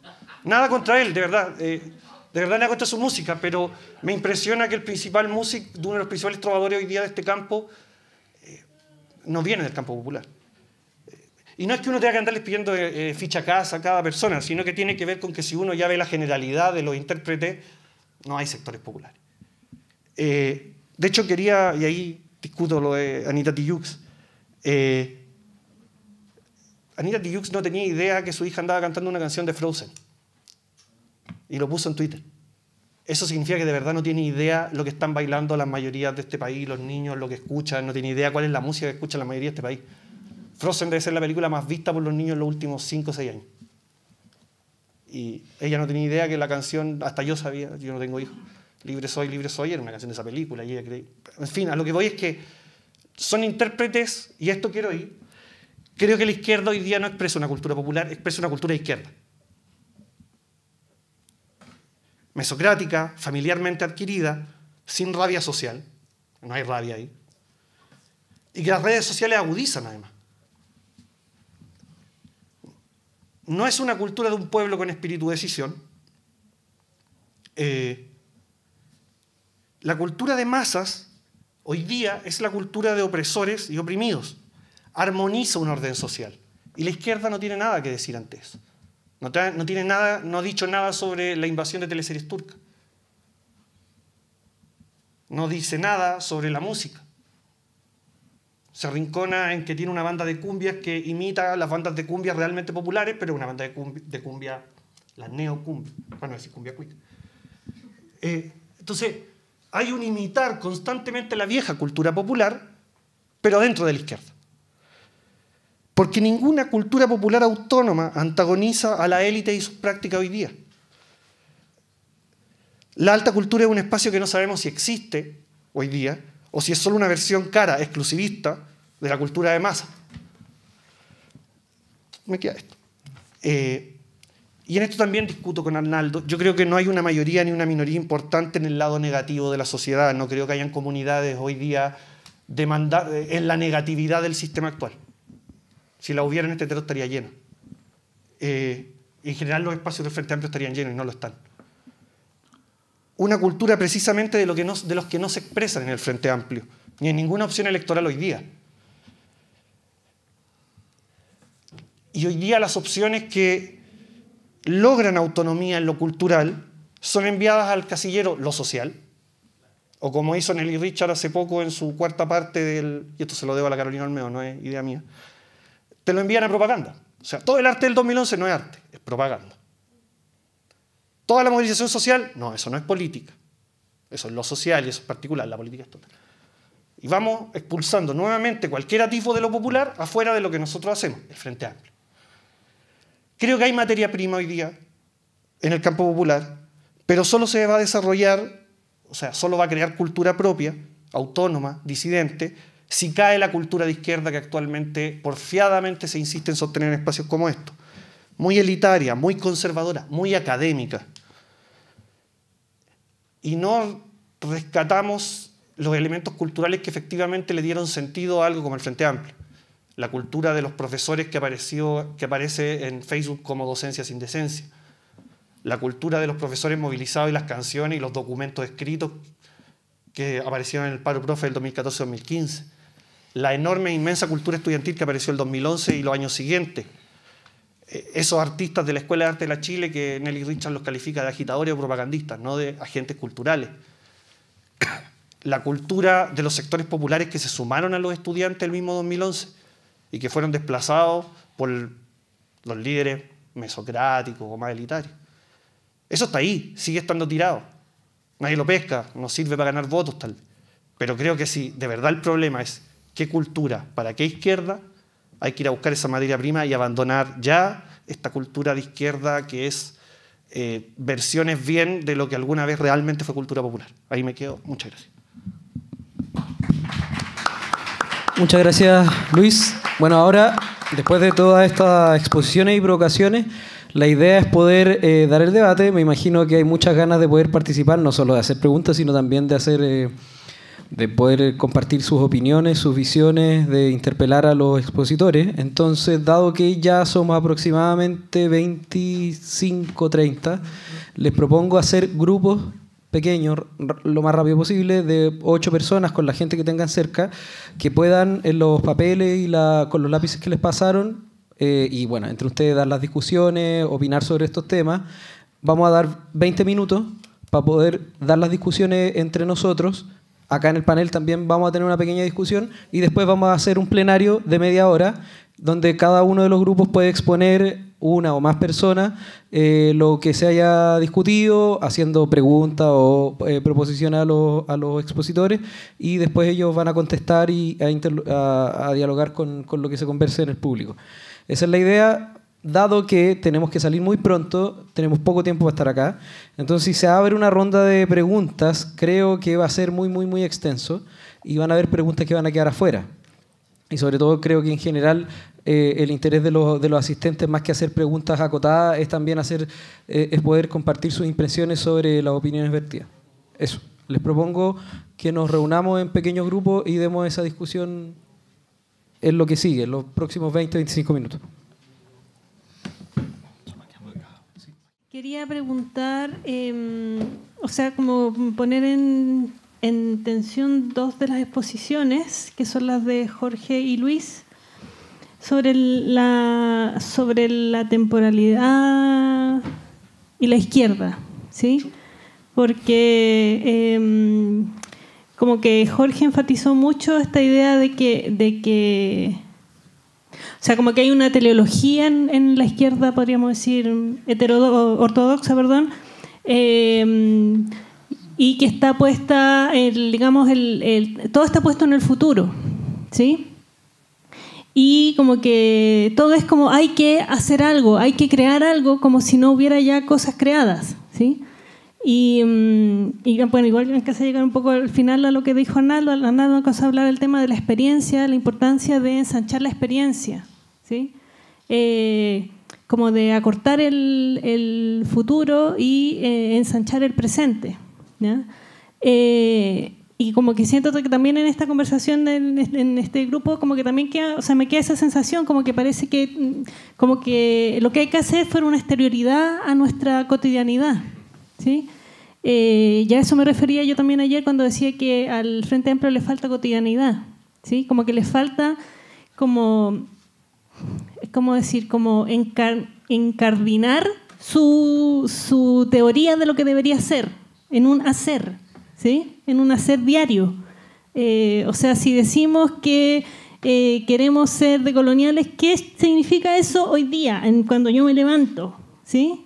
O sea, como que esas son las preguntas que como que quisiera plantear en términos culturales, ¿sí? A Luis y a Jorge. O sea, porque siento que son como dos, en el fondo son dos posiciones un poco irreconciliables. Y que siento que como que hay una y que lo que ha sido dominante en el pensamiento cultural y también, bueno, en el fondo en la cultura de la izquierda ortodoxa ha sido esta negación del presente, esta negación de lo que hay, ¿sí? Y poner como siempre una especie de deber ser en un horizonte que nunca llega. Y es como una cosa un poco, no sé si aquí hay psicólogos, pero como que me parece que es un poquito enfermo también, ¿sí? Eso. Sí, en todo caso hubo diálogo. Hubo diálogo y hubo cosas en común en la conversación posterior. No, estuvimos de acuerdo en que el punto clave, digamos, es la reapropiación de la cultura de masas, ¿no? Como que ese es quizás como el factor clave, ¿no? De los contenidos de la cultura de masa, qué sé yo. Sí, nada, sí, un poco para apoyar el punto. Dos ejemplos sobre el tema de la externalidad que dices tú, Kiara, sobre, digamos, el tema de que siempre como que está en otro lado la felicidad y siempre como que hay que ayudarse de alguien, de algún experto básicamente, que es la idea de la modernidad en Chile en general, que hay que importar la felicidad, hay que importar el conocimiento o hay que mandar, digamos, a la gente a estudiar afuera para que conozcan la luz, ¿no? Los diarios, no me acuerdo qué diario, creo que era el Despertar de los Trabajadores, año 24, después de la matanza de San Gregorio. Puede que me equivoque, no sé si la matanza de San Gregorio o la de... 22 San Gregorio, 25 La Coruña. La Coruña, entonces, La Coruña. Y no recuerdo si era el Despertar de los Trabajadores o era el diario Justicia, qué sé yo. Bueno, matanza de trabajadores en oficina salitrera, que sale en la portada del diario las conclusiones del último congreso del Partido Comunista de la Unión Soviética. Y la noticia de la matanza de San Gregorio, digamos, no sé, en la página 4, ¿no? En una columna local, digamos, ¿no? O sea, eran más importantes las conclusiones del no sé cuánto congreso del Partido Comunista, digamos, y no tanto la situación dramática, digamos, de un grupo obrero paradigmático en la historia de Chile. Eso es una parte, como lo que está, la luz está afuera, ¿no? Simplemente un ejemplo, digamos, como para reforzar un poco el punto de lo modernizadora que era la izquierda, digamos, y de lo poco presentista, no sé cómo decirlo, digamos. Pero hay un documental muy cortito, propagandístico, hecho en pleno Frente Popular, año 40, que está en línea, se llama ¿Qué es la chilenidad? ¿no? Un encargo del Frente Popular hecho por un privado, por no me acuerdo qué empresa privada, qué sé yo. Y es de un nivel como es atroz, realmente atroz, porque ahí no hay sujeto popular, es todo pura tarea, pura misión. Y empieza, el documental parte diciendo, bueno, ¿qué es la chilenidad? La chilenidad está fundamentalmente depositada en las Fuerzas Armadas. Eso es como el primer minuto. Segundo minuto, en el gobierno, ¿no es cierto?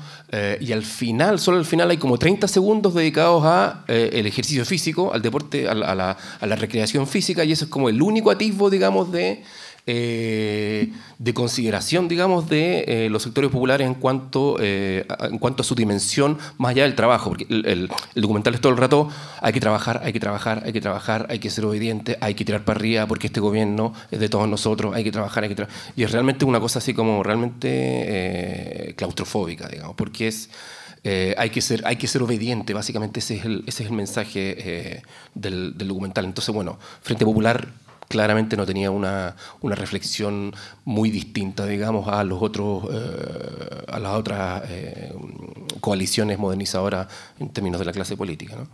No sé si quieres algún contrapunto. No. Quería rescatar lo que dijo Jorge en principio, o sea, aclararlo en simple.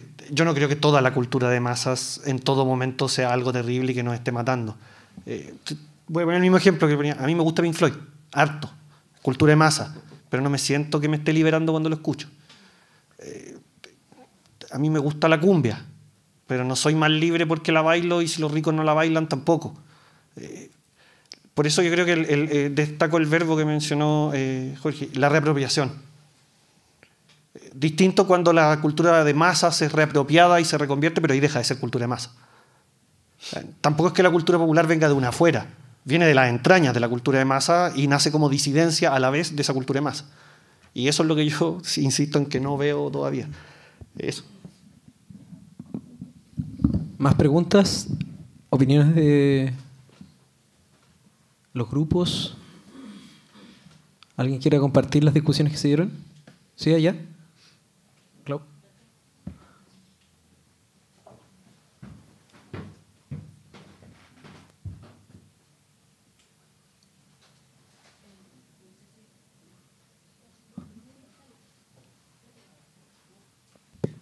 ¿Aló? Ya. Sí.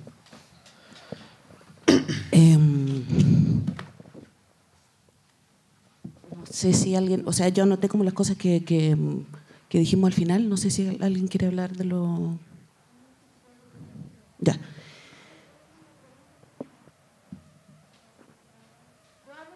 Ya.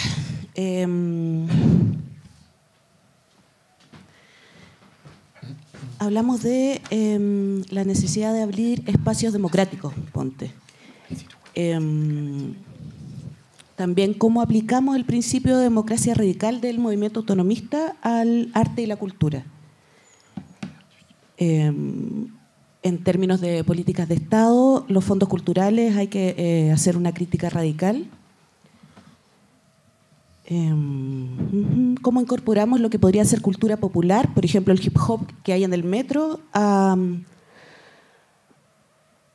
esto de democracia, términos culturales, de identidad cultural y arte?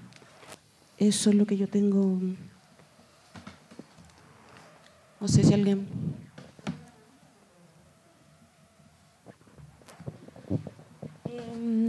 Bueno, una pregunta que quedó acá en el grupo era pedirle a Arnaldo, que partió hablando de cómo transitamos de este concepto de la igualdad a la semejanza, quizás profundizar un poco eso y quizás vincularlo un poco con lo que se habló ayer sobre este equilibrio que se hace entre amplitud y radicalidad.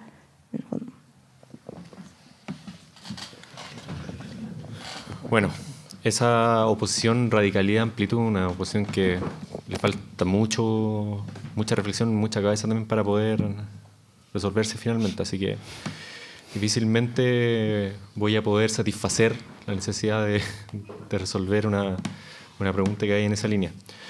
Pero sí me interesa la operación que que trata como de superar la noción de la igualdad por la noción o por el concepto de la semejanza. Además porque yo creo que viene como de una forma de pensar o de una matriz epistémica que puede situarse en Latinoamérica, de partida.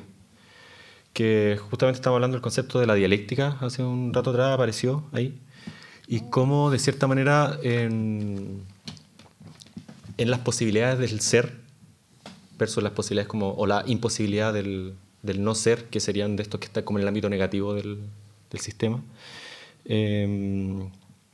cómo bajo la concepción eurocéntrica del ser, de cierta manera se va expandiendo y va haciendo ingresar a todo lo que está por fuera de ese no ser. Y es lo que se ha visto a través de la historia, no sé, partiendo de la premisa de que en verdad, por ejemplo, el descubrimiento de América en verdad no fue un descubrimiento, sino que más bien fue un encubrimiento.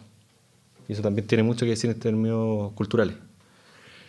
Entonces, de cierta manera, aquellos que no son iguales están por fuera de un sistema, están por fuera de una totalidad. Y justamente lo quiero ligar con la discusión que yo estaba instalando en un principio, con el concepto de la identidad, porque son discusiones que se están dando dentro de las organizaciones del Frente Amplio. Entonces queda la pregunta, por ejemplo, cuando pasó el tema de... Quizás me estoy metiendo con temas ya más puntiagudos, pero cuando pasó el tema de Navarro, o sea, aparecieron las preguntas, pues, o sea, como que solamente nos vamos a juntar con los que son iguales o podemos juntar con algunos que son distintos. Claro que ahí sí era un distinto demasiado distinto, así que ese no, claro. Pero aparecen esas discusiones cuando el Frente Amplio está constituido por distintas fuerzas, incluso algunas que pueden ser más distintas en este caso, como el Partido Liberal. No sé, pero son discusiones y justamente hay mucho de ese identitarismo dentro de esa discusión. O sea, yo estoy de acuerdo con lo que dice el compañero acá, de que hay mucho de esa cultura de izquierda, y se vio cuando aparecieron dos voces del Frente Amplio diciendo que el Frente Amplio no era de izquierda ni de derecha, sino que era otra cuestión. Y justamente un sector de la izquierda tradicional salió diciendo burlándose, ¿cómo no se dicen de izquierda? Claro, me digo de izquierda, pero estoy con la DC al lado en la misma coalición, pero sigo manteniendo mi identidad. Mi identidad es una cuestión inmaculada. Entonces, por eso yo creo que el concepto de la igualdad va en la línea de ese identitarismo marcado que yo estoy de acuerdo en que hay que ir superando, o esa como cultura de la izquierda que hay que ir superando. Y por eso yo creo que la semejanza, o el concepto de semejanza, como superación al concepto dialéctico del igual y el diferente por el semejante y el distinto, nos puede ayudar a traducir un montón de discusiones o un montón de, y voy a decirlo así, un montón de identidades que están en estas comunidades políticas que tienen que llegar a ser pueblo en algún momento. Eso. ¿Puedo opinar algo? Sí. Sí, opinemos. Yo tengo un par de opiniones que me quedaron de la primera pasada del Arnaldo y ahora también sobre el concepto de identidad. La identidad marca, digamos, la identidad es el carácter social de un sector social específico. Eso en sociólogo. En simple, es aquello que es un grupo que uno puede decir, eso es un grupo. O sea, es súper tautológico, yo sé, pero démosle una vuelta. La identidad existe en la política, o como decía Ellen Maxine Booth, una marxista bien poco tomada en cuenta por ser mujer, las clases solo existen cuando luchan, o solo son visibles cuando luchan. Una identidad de clases populares solo va a ser visible si hay un pueblo que lucha. Antes de eso son entelequias de académicos, intelectuales o debates de estos lugares con menos de 50 personas, o sea, minorías, grupitos, tratando de entender qué pasa afuera. Y precisamente porque hay identidad social entre los que luchan, hay política. Si no, no habría política. Lo que trato de decir es que la identificación, por lo tanto la base de la identidad, y cuando se discute qué identidad tiene el Frente Amplio, la base de la identificación no puede ser la igualdad, sabemos que no somos iguales, ni tampoco, y aquí tampoco estoy de acuerdo, tampoco la semejanza, que es como una versión más buena onda de la igualdad, o sea, no somos iguales, somos semejantes. No, es la identificación en el conflicto y sobre todo en el mismo enemigo lo que construye identidades. Me quedo con dos ejemplos, o sea, un ejemplo y una nota. siempre me recuerdo, no puedo acordarme el nombre ahora, pero recuerdo mucho unos políticos argentinos que insistían en que el leninismo, como esta matriz cerrada que iguala a todos los tipos, los mete a todos dentro del mismo partido, súper vertical, súper centralizado y homogeneizante de la militancia, tenía sentido y existía en la Unión Soviética y en la Rusia revolucionaria porque nada de eso era así. Las fuerzas revolucionarias no estaban centralizadas, no eran homogéneas, no eran iguales entre sí, no tenían ningún tipo de unidad política. O sea, lo que trato de decir es que no es que los bolcheviques o Lenin en su momento hayan rechazado la diversidad en la que estaban haciendo política. Trataron de actuar conforme a esa diversidad y parece que les fue bien. Por lo tanto, la identidad no se construye igualando gente, ni asemejándola. Se construye identificando, por eso hay identidad, identificándose en el conflicto. ¿Cómo nos identificamos estudiantes del San George con estudiantes, yo no soy de San George, pero estudiantes de San George con estudiantes de Cerro Navia, de un liceo? Se identifican en el conflicto del 2011. Se encuentran iguales en la calle, ante el mismo Paco, ante el mismo sistema. Aunque no les afecte de la misma forma a los dos, pero se identifican en ese conflicto, se identifican en el enemigo y se identifican en la negación de aquello que los niega a ellos. Un último dato, ojo con lo de Navarro. Navarro, si alguien conoce bien la octava y ha recorrido las ciudades chicas de la octava, no solo Conce, va a ver que la única sede parlamentaria que está siempre con gente y siempre abierta en pueblo que pillen de la octava es la de Navarro, no la de los otros parlamentarios de la zona. Si a Navarro se le dijo que no, yo no desconozco la razón exacta por qué se le dijo que no entrara, pero me imagino que es porque de verdad podía ganar la primera el Frente Amplio. Porque tiene un apoyo popular enorme en la octava región, que espacios como estos no los vemos, no vemos a esa gente. Y esa gente está mucho más movilizada y ha sido movilizada electoralmente masivamente, a diferencia de lo que nosotros creemos que vamos a movilizar. Entonces, ojo con Navarro, aquí no somos... Yo creo que Navarro tiene más identidad con las clases populares que el Frente Amplio. Ojalá que le robemos esa identidad, pero eso no es solo porque nosotros somos más de izquierda que él y tú eres de la Concertación y yo no, y por eso tú eres menos popular. O sea, no, paremos. Yo ahí tomo distancia. Yo creo que Navarro es un representante de las clases populares. Aunque no me guste, pero está ahí. Y representa, y ha demostrado con votos que representa a mucha más gente que lo que hasta aquí es solo una promesa, digamos. Así que eso, ojo con Navarro. Una pregunta. Espera, ¿hay más preguntas o comentarios del allá, Irina?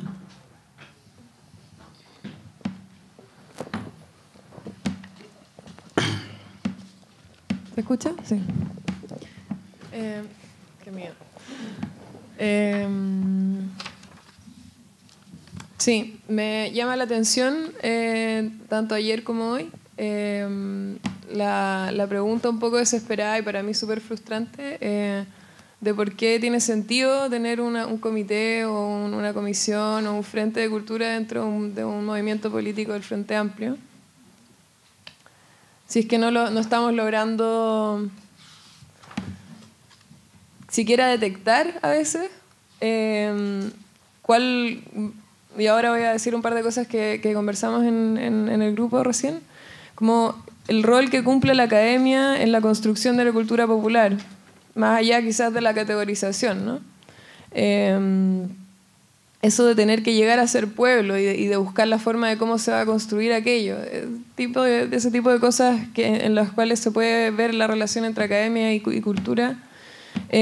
Otras preguntas en torno a la relación entre política y cultura. O sea, en el grupo en el que estaba yo recién también surgió como la pregunta en torno a si es que se entiende desde la política que los tiempos y las diferencias de tiempo que hay y de ritmos que hay entre la vorágine política y los procesos de creación, por ejemplo. Procesos más ligados ya a la parte artística. La relación entre política y arte quizás, en ello y también en estas preguntas y en estos como momentos incómodos, creo yo, podemos detectar que de repente la pregunta por la identidad y los momentos en los cuales nosotros como partidos políticos podemos detectar y buscamos detectar una identidad de la cultura popular, del pueblo. Lo estamos tratando también de delimitar y describir en el ejercicio que acaba de hacer recién el compañero, en el fondo, no solamente detectando la zona limítrofe entre yo y el enemigo, sino que tratando de leer desde lejos cuál es la zona entre ellos y su enemigo, o sea, como ya realmente desde un pedestal muy lejano. Entonces, esta pregunta de la identidad creo que es muy distinta a la relación entre política y arte, que creo yo sí se puede dar en tanto ambos buscan un momento de interrupción. Cuando se habla en arte o de procesos artísticos en tanto momentos de modificación de la realidad, creo que nos acercamos más a los objetivos que también pueden existir en política en términos ya de estructura de pensamiento. Pero sí creo que la izquierda y nosotros, de manera muy nostálgica, lo que estamos tratando de hacer es justamente buscar delimitaciones y de identidades, pero ya pasadas. O sea, creo que estamos perdiendo un poco o todavía no encontramos bien si es que es nuestro rol siquiera encontrar aquellas delimitaciones. Y vuelvo a celebrar la instancia en términos de que estemos criticando o no teniendo la respuesta perfecta a la pregunta de cuál es el rol del Frente Amplio en tantos aspectos culturales, cuál es en tanto su relación con los sectores de cultura o con la cultura popular o con todas las preguntas en torno a cultura. Creo que es demasiado importante hacerse la pregunta sobre ese vínculo y nada, gracias.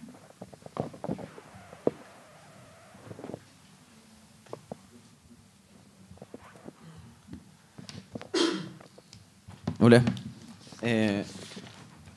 Una pregunta y un comentario. La primera pregunta tiene que ver un poco con la exposición que hacían delante. Por ejemplo, se ponía como a Anita Tijoux y su disco Vengo como una forma de representación popular. Luis creía que no es así y que más bien había como una reinvención, digamos, de esta cultura popular antigua bajo códigos nuevos, formas nuevas de expresar. Pero con ese último punto que dice Luis, tengo algunas diferencias y de ahí va mi pregunta. Porque, por ejemplo, para mí el portavoz, el rapero, es un representante de los sectores oprimidos de la sociedad. Y de quienes tienen una edad y que tienen experiencias comunes, ¿no? O sea, la representación que tiene del mundo el portavoz puede que sea muy semejante o muy parecida a la representación del mundo que tienen los mismos, por ejemplo, estudiantes de los liceos de código de barra de la PAC del Espejo de San Miguel o de mi liceo. Yo salí, por ejemplo, de mi liceo de San Miguel y yo conozco muy bien la realidad un poco de la que canta el portavoz, o la que canta en los años 2011, 2012 y 2013, que después ya se puso como más, incluso tuvo más capacidad de representar un mundo más allá incluso de la misma experiencia estudiantil.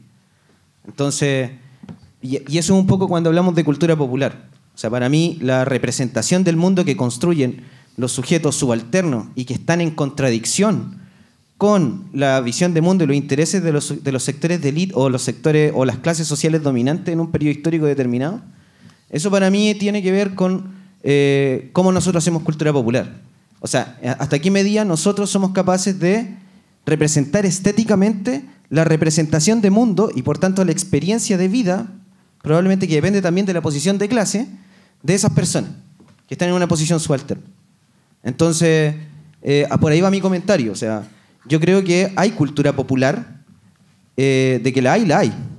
O sea, hay representaciones de mundo que están en contraposición con las representaciones de mundo de la élite. Y eso siempre ha estado, digamos. ¿Ya? Pues ahora, puede que no sean masivas. Y ahí también voy un poco como a la cultura de masa, ¿no? O sea, yo creo que, por ejemplo, es mucho más masivo un reggaetón que toma la representación del mundo de las élites y hace como esta mezcla media rara donde tú ves un loco de un gueto paseando en el desierto con un Lamborghini. O sea, no tiene... ¿cachai? O sea, no hay ninguna conexión lógica entre ambos. Pero sí creo, por ejemplo, que hay representación popular y hay estética popular. ¿Ya?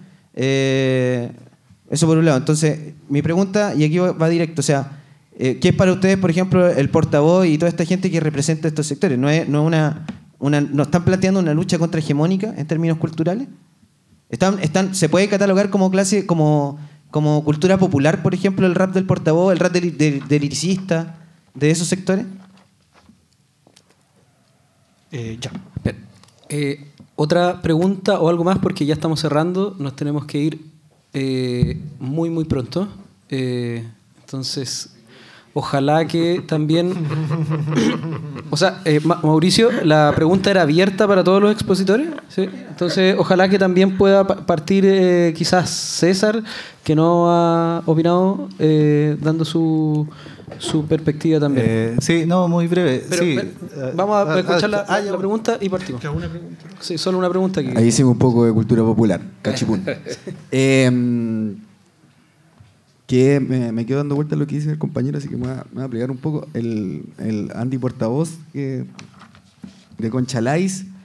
Es interesante como ver el asunto del contenido de lo que tira el Andy en las letras, ¿cachai? Por una parte porque como estamos hablando con el material simbólico acá, así como las artes, ¿cachai? Lo que se dice.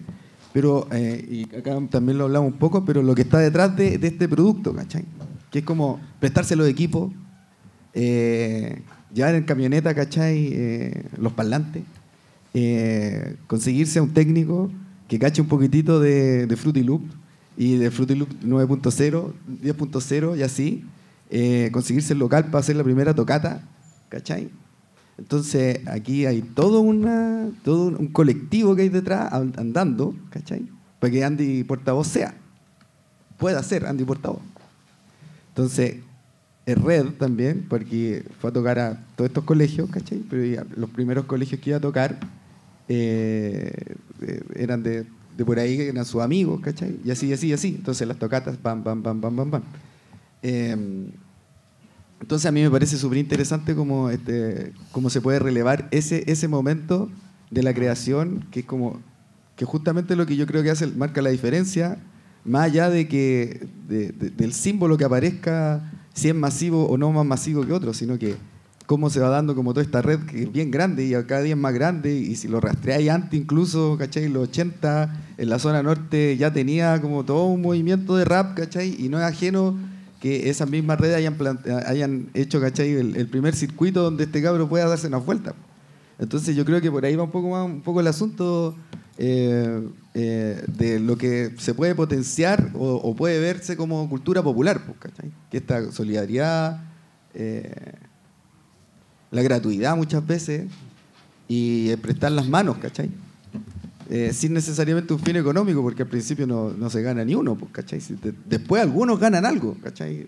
Los artistas estoy hablando, no, ni siquiera estoy hablando de otras expresiones culturales que son como desde los premios populares, ¿cachai? Hasta, qué sé yo, no sé, se me ocurren muchas cosas más. Pero sumando como un poco a eso. Y la pregunta, en verdad, no sé si hay tantas preguntas, como que me da la mala impresión de que los debates, ¿cachai? De qué tanto se permea, no sé, pues llega el Bronx, ¿cachai? A cómo llega el Bronx a Conchalí, igual es interesante, llegó, ¿cachai? Pero lo agarró y hizo otra cuestión con él.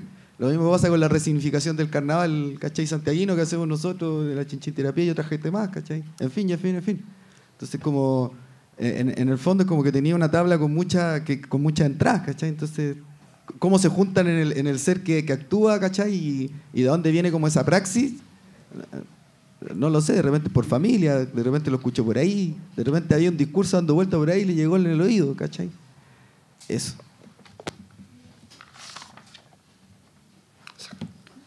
Ya, vamos.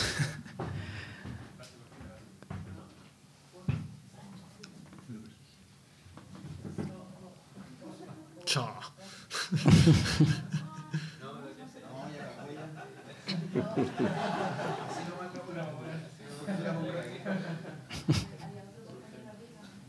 Sí, había otro compañero ahí y acá, pero nos están echando, parece que se está acabando. ¿Aló? Bueno, más que nada esto, una acotación y también una pregunta al final en relación a lo que se ha iniciado en términos de debate. Creo que uno de los elementos que es importante mencionar también es el factor cultural dentro del surgimiento de los movimientos sociales durante el siglo XXI. Para mí ha sido súper importante encontrarme que también se evidencia lo que se nombraba al principio, una diferencia entre lo que estaría haciendo la cultura izquierda tradicional y la nueva cultura izquierda que está emergiendo dentro de los movimientos sociales. ¿Cómo lo podría plantear? Dentro de la cultura tradicional, generalmente la gente que tiende a militar dentro de los movimientos de izquierda tiene una cultura basada en la violación a los derechos humanos, todo lo que vivieron sus familias durante los años 80, tradición, familia, Partido Comunista, etc. En cambio, muchos de los jóvenes que formaron parte del movimiento estudiantil secundario durante el siglo XXI partieron con una lógica que nadie creería ahora, siglo XXI, más evolucionado en los movimientos sociales. Me refiero a que escuchaban cierto tipo de música. Y eso los llevó a acercarse a teóricos anarquistas o a teóricos marxistas. Me refiero a que si uno empieza a escudriñar dentro de lo que estaría siendo el movimiento estudiantil de los liceos del centro, se encuentra que muchos de ellos eran punk y empezaron a ir a asambleas punk. Y fue a través del colectivo CREAR, que muchos de ellos eran punk, que crearon la ACES. No todos, efectivamente, habían otros que escuchaban distintos tipos de música, pero gran parte de los dirigentes, si uno empieza a analizar lo que estaría haciendo su historia de vida que los llevó al movimiento estudiantil, fue a través de la música más disruptiva en relación al sistema vigente en ese entonces. Y después se empezaron a leer, porque la mayoría de ellos no tenía familia militante. Fue a través de este tipo de música más disruptiva que llegaron a lo que estarían siendo los movimientos sociales.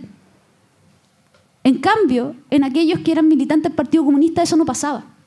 Entonces, quizás decir que no había cultura ligada al mundo popular o ligada a un quiebre con los elementos tradicionales dentro de lo que estaría siendo el mundo del Frente Amplio actual, porque muchos de estos chicos son Frente Amplistas, por no decir la mayoría,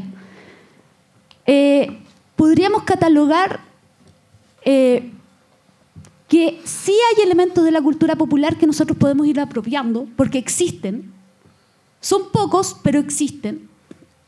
Y también cómo estos han ido evolucionando a lo largo del tiempo. Yo creo que cada vez el debate, si nosotros vamos viendo lo que estaría haciendo el movimiento estudiantil, el debate se ha ido generando más hacia la parte teórica. Ya los chicos militan, porque tienen acercamiento al ámbito político, pero no a un ámbito cultural. Quizás todo partió desde un patrón cultural en un inicio y después ese patrón cultural fue madurando y terminó transformándose ya en una teoría y incluso en agrupaciones políticas y en lo que estaría haciendo el Frente Amplio. Y por eso mismo, quizás dejar un debate. ¿Cuál estaría siendo la relación entre lo cultural, lo social y lo político? Porque generalmente tiende a decirse, eso es cultural, esto es social, esto es político, se tiende a diferenciar. Y no se relaciona que es un todo. Y yo creo que si queremos hacer política de verdad, tenemos que relacionar lo cultural, lo político y lo social, porque está todo relacionado. Lo cultural te lleva a lo social te lleva a lo político, y a su vez, la política en sí te genera cultura. Eso no, dejar esa pregunta al final. ¿Le damos? Sí. Yo creo que... Sí. No, muy breve en relación a la pregunta que hizo ahí el compañero y otros tantos. ¿No? Desde mi perspectiva, efectivamente, esa es una expresión de cultura popular. Yo creo que el desafío de una izquierda que quiere ser programática es casi, digamos, conceptos un poco convencionales, y discúlpenme, es hacer un análisis de coyuntura correspondiente y situarse cuál es nuestra o cuál sería la posición o el posicionamiento frente a una realidad que me parece que es la realidad de la cultura de masa contemporánea, ¿no? Y frente a aquello, digamos, evaluarlo en su justa dimensión, y es una cita vieja, apocalíptico o integrado frente a esa cultura de masa, ¿no? Asumir su fortaleza y debilidades y reconocer que efectivamente, tal como lo dices tú, que Portavoz, Guerrillero Oculto, Minuto Soler, que es un mapuche urbano que está rapeando reivindicando las identidades de los pueblos originarios, ¿no? Como efectivamente ahí tienen una expresión identitaria popular contemporánea que además surgió desde los conceptos básicos de la cultura de masa. El rap viene desde el 82, 85, ¿no? Que de alguna forma se puede levantar esa información desde la vieja guardia. Entonces, me parece que por ahí está la cosa, ¿no? En términos prácticos, me parece que todos son antecedentes significativos para reflexionar, pero en un momento hay que hacer el análisis, digamos, de coyuntura y decir una estrategia asumiendo la validez o invalidez de tal o cual y generar el camino a seguir, me parece, ¿no? Jorge. Yo ¿Pasa? Voy. Voy a tratar de ser lo más breve posible en honor a la gente que trabaja acá y se tiene que ir. Insisto en la idea de que la izquierda actual, la que está contenida en el Frente Amplio, representa mayoritariamente a la izquierda. O sea, a sí mismo, mesocrática, credencializada, alejada de la lucha de clases concreta. Trata de incidir para sí y no para lo total. Creo que la pregunta que se hacían delante sobre ¿tiene sentido tener un Frente Cultura en una organización política? Es una pregunta que solo tiene sentido cuando alguien se la hace preguntándose para sí mismo. Si se está preguntando por qué hacer afuera de la organización política y cómo incidir afuera, o evidentemente un Frente Cultura tiene todo el sentido y la pregunta cae más o menos de más. Pero la pregunta existe precisamente porque creo que la izquierda hoy día, este tipo de izquierda, y en eso incluyo mi organización también, se trata de representar mucho a sí misma, está demasiado determinada por el complejo etario. Respecto a lo que se me preguntaba, creo que voy a tratar de responder la pregunta que se me hizo así con la pregunta que hacías tú. Es impresionante que estemos hablando de raperos que no están en este espacio. Los raperos no vienen a este espacio a preguntar, van y hacen su música. A mí me gusta Portavoz, me gusta lo que hacía antes Salvaje Decibel, me gusta Erstame. Hay algo ahí que se puede escarbar y uno puede echarle mano. Se menciona Guerrillero Oculto acá como de los mayas más antiguos. Lo interesante es que... no, todavía sigue tocando. Yo estoy de acuerdo, Portavoz expresa lo oprimido. Yo creo que Portavoz es cultura popular. Pero dos características que me parece resaltar. O sea, y en general ese rap político combativo chileno, yo por eso, justo antes de que pasara este espacio plenaria, yo les decía a los muchachos, cuidado con el rap. O sea, el rap no pasa por estos canales. Y no está pasando por estos canales, y Chile es el país que más grupos de rap tiene en todo el continente y la mitad de ellos son políticos. Pero dos notas. Primero, siguen, a pesar de la enorme cantidad de bandas y discos que producen, siguen siendo marginales. No es una cultura popular, eso es una cultura disidente en el campo popular, pero que no logra acercarse a las masas por ni un lado, o por algunos lados juveniles, pero ni siquiera la mayoría de los jóvenes. Y tú mismo lo dijiste, la producción de Portavoz ha empezado a decaer políticamente. El primer disco de Salvaje Decibel es del 2007. O sea, que decaiga Portavoz y ese rap en paralelo a que decaiga el movimiento estudiantil y que tengan ciclos parecidos de producción, cae de maduro. Yo creo que ahí hay una relación importante. Pero precisamente que mientras el Frente Amplio más bulle, que esas expresiones más 2011eras que Frente Amplio vayan cayendo, pone una nota de alerta. Y por algo aquí no hay ninguno de esos raperos discutiendo en este espacio.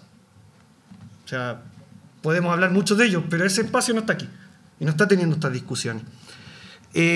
La cultura popular existe en sí, creo, como disidencia. Si no, eso es cultura de masa. Y por eso yo estoy de acuerdo contigo. O sea, yo creo que Portavoz sí, en ese sentido sí es disidencia. Porque eso tiene que ver que o tú estás organizado para ti, o estás haciendo cultura para ti, cultura popular para los tuyos, para tu bando, o te están organizando otros. No hay un espacio neutral, no hay un espacio intermedio. Entonces, o es una música popular abiertamente contestataria, o es música de masa, no hay buena onda, nos puede gastar, nos pueden cantar como Pink Floyd, pero no deja de ser eso. Y ese combate por esa cultura creo que es muy, en el caso de los raperos, un caso muy específico, muy único, que también está muy arrinconado y que precisamente por su particularidad termina siendo la excepción que confirma la regla, creo yo. Un último detalle para responder a la Mari. Ojo con la ACE. Toda la primera línea de la ACE, salvo una persona, no está en el Frente Amplio. Pero al revés, los enemigos de la ACE en ese momento, que eran la FECES, que es la que echan abajo para construir la ACE por un lado, y el Parlamento Juvenil por el otro, Pablo Paredes, líder de la FECE, miembro de RD actualmente. ¿Sabes quién era el líder del Parlamento Juvenil en Rancagua? Sebastián de Polo. Ellos sí están acá. La ACE no está acá. Entonces, a mí ese ejemplo, cuidado, hay distancia con eso. Yo conozco los cabros de la ACE, yo creo que conocemos a alguien, yo cacho que en entrevistadas, entonces, son punky, sí, yo los conozco, algunos son re odiosos, pero el único que está en el Frente Amplio es uno de los más odiosos hoy día con el Frente Amplio. No voy a decir su nombre aquí para no funarlo. Pero, bueno, yo creo que tú sabes quién es. Pero el tema es que, ojo con eso. Entonces, ni Rapero ni la ACE están pasando por estos espacios de discusión. Creo que estos espacios de discusión son un espacio de discusión de la izquierda hablándose con la izquierda. Y ahí yo en eso ahí tomo distancia de que no haya mucho cultura popular acá adentro. Ahí me quedo. Eso no. Bueno, vamos a dar por cerrado esta...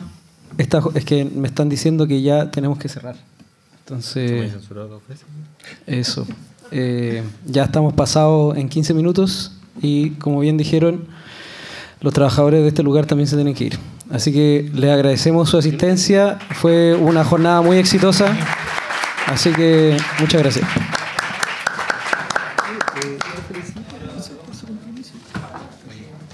¿Por mí?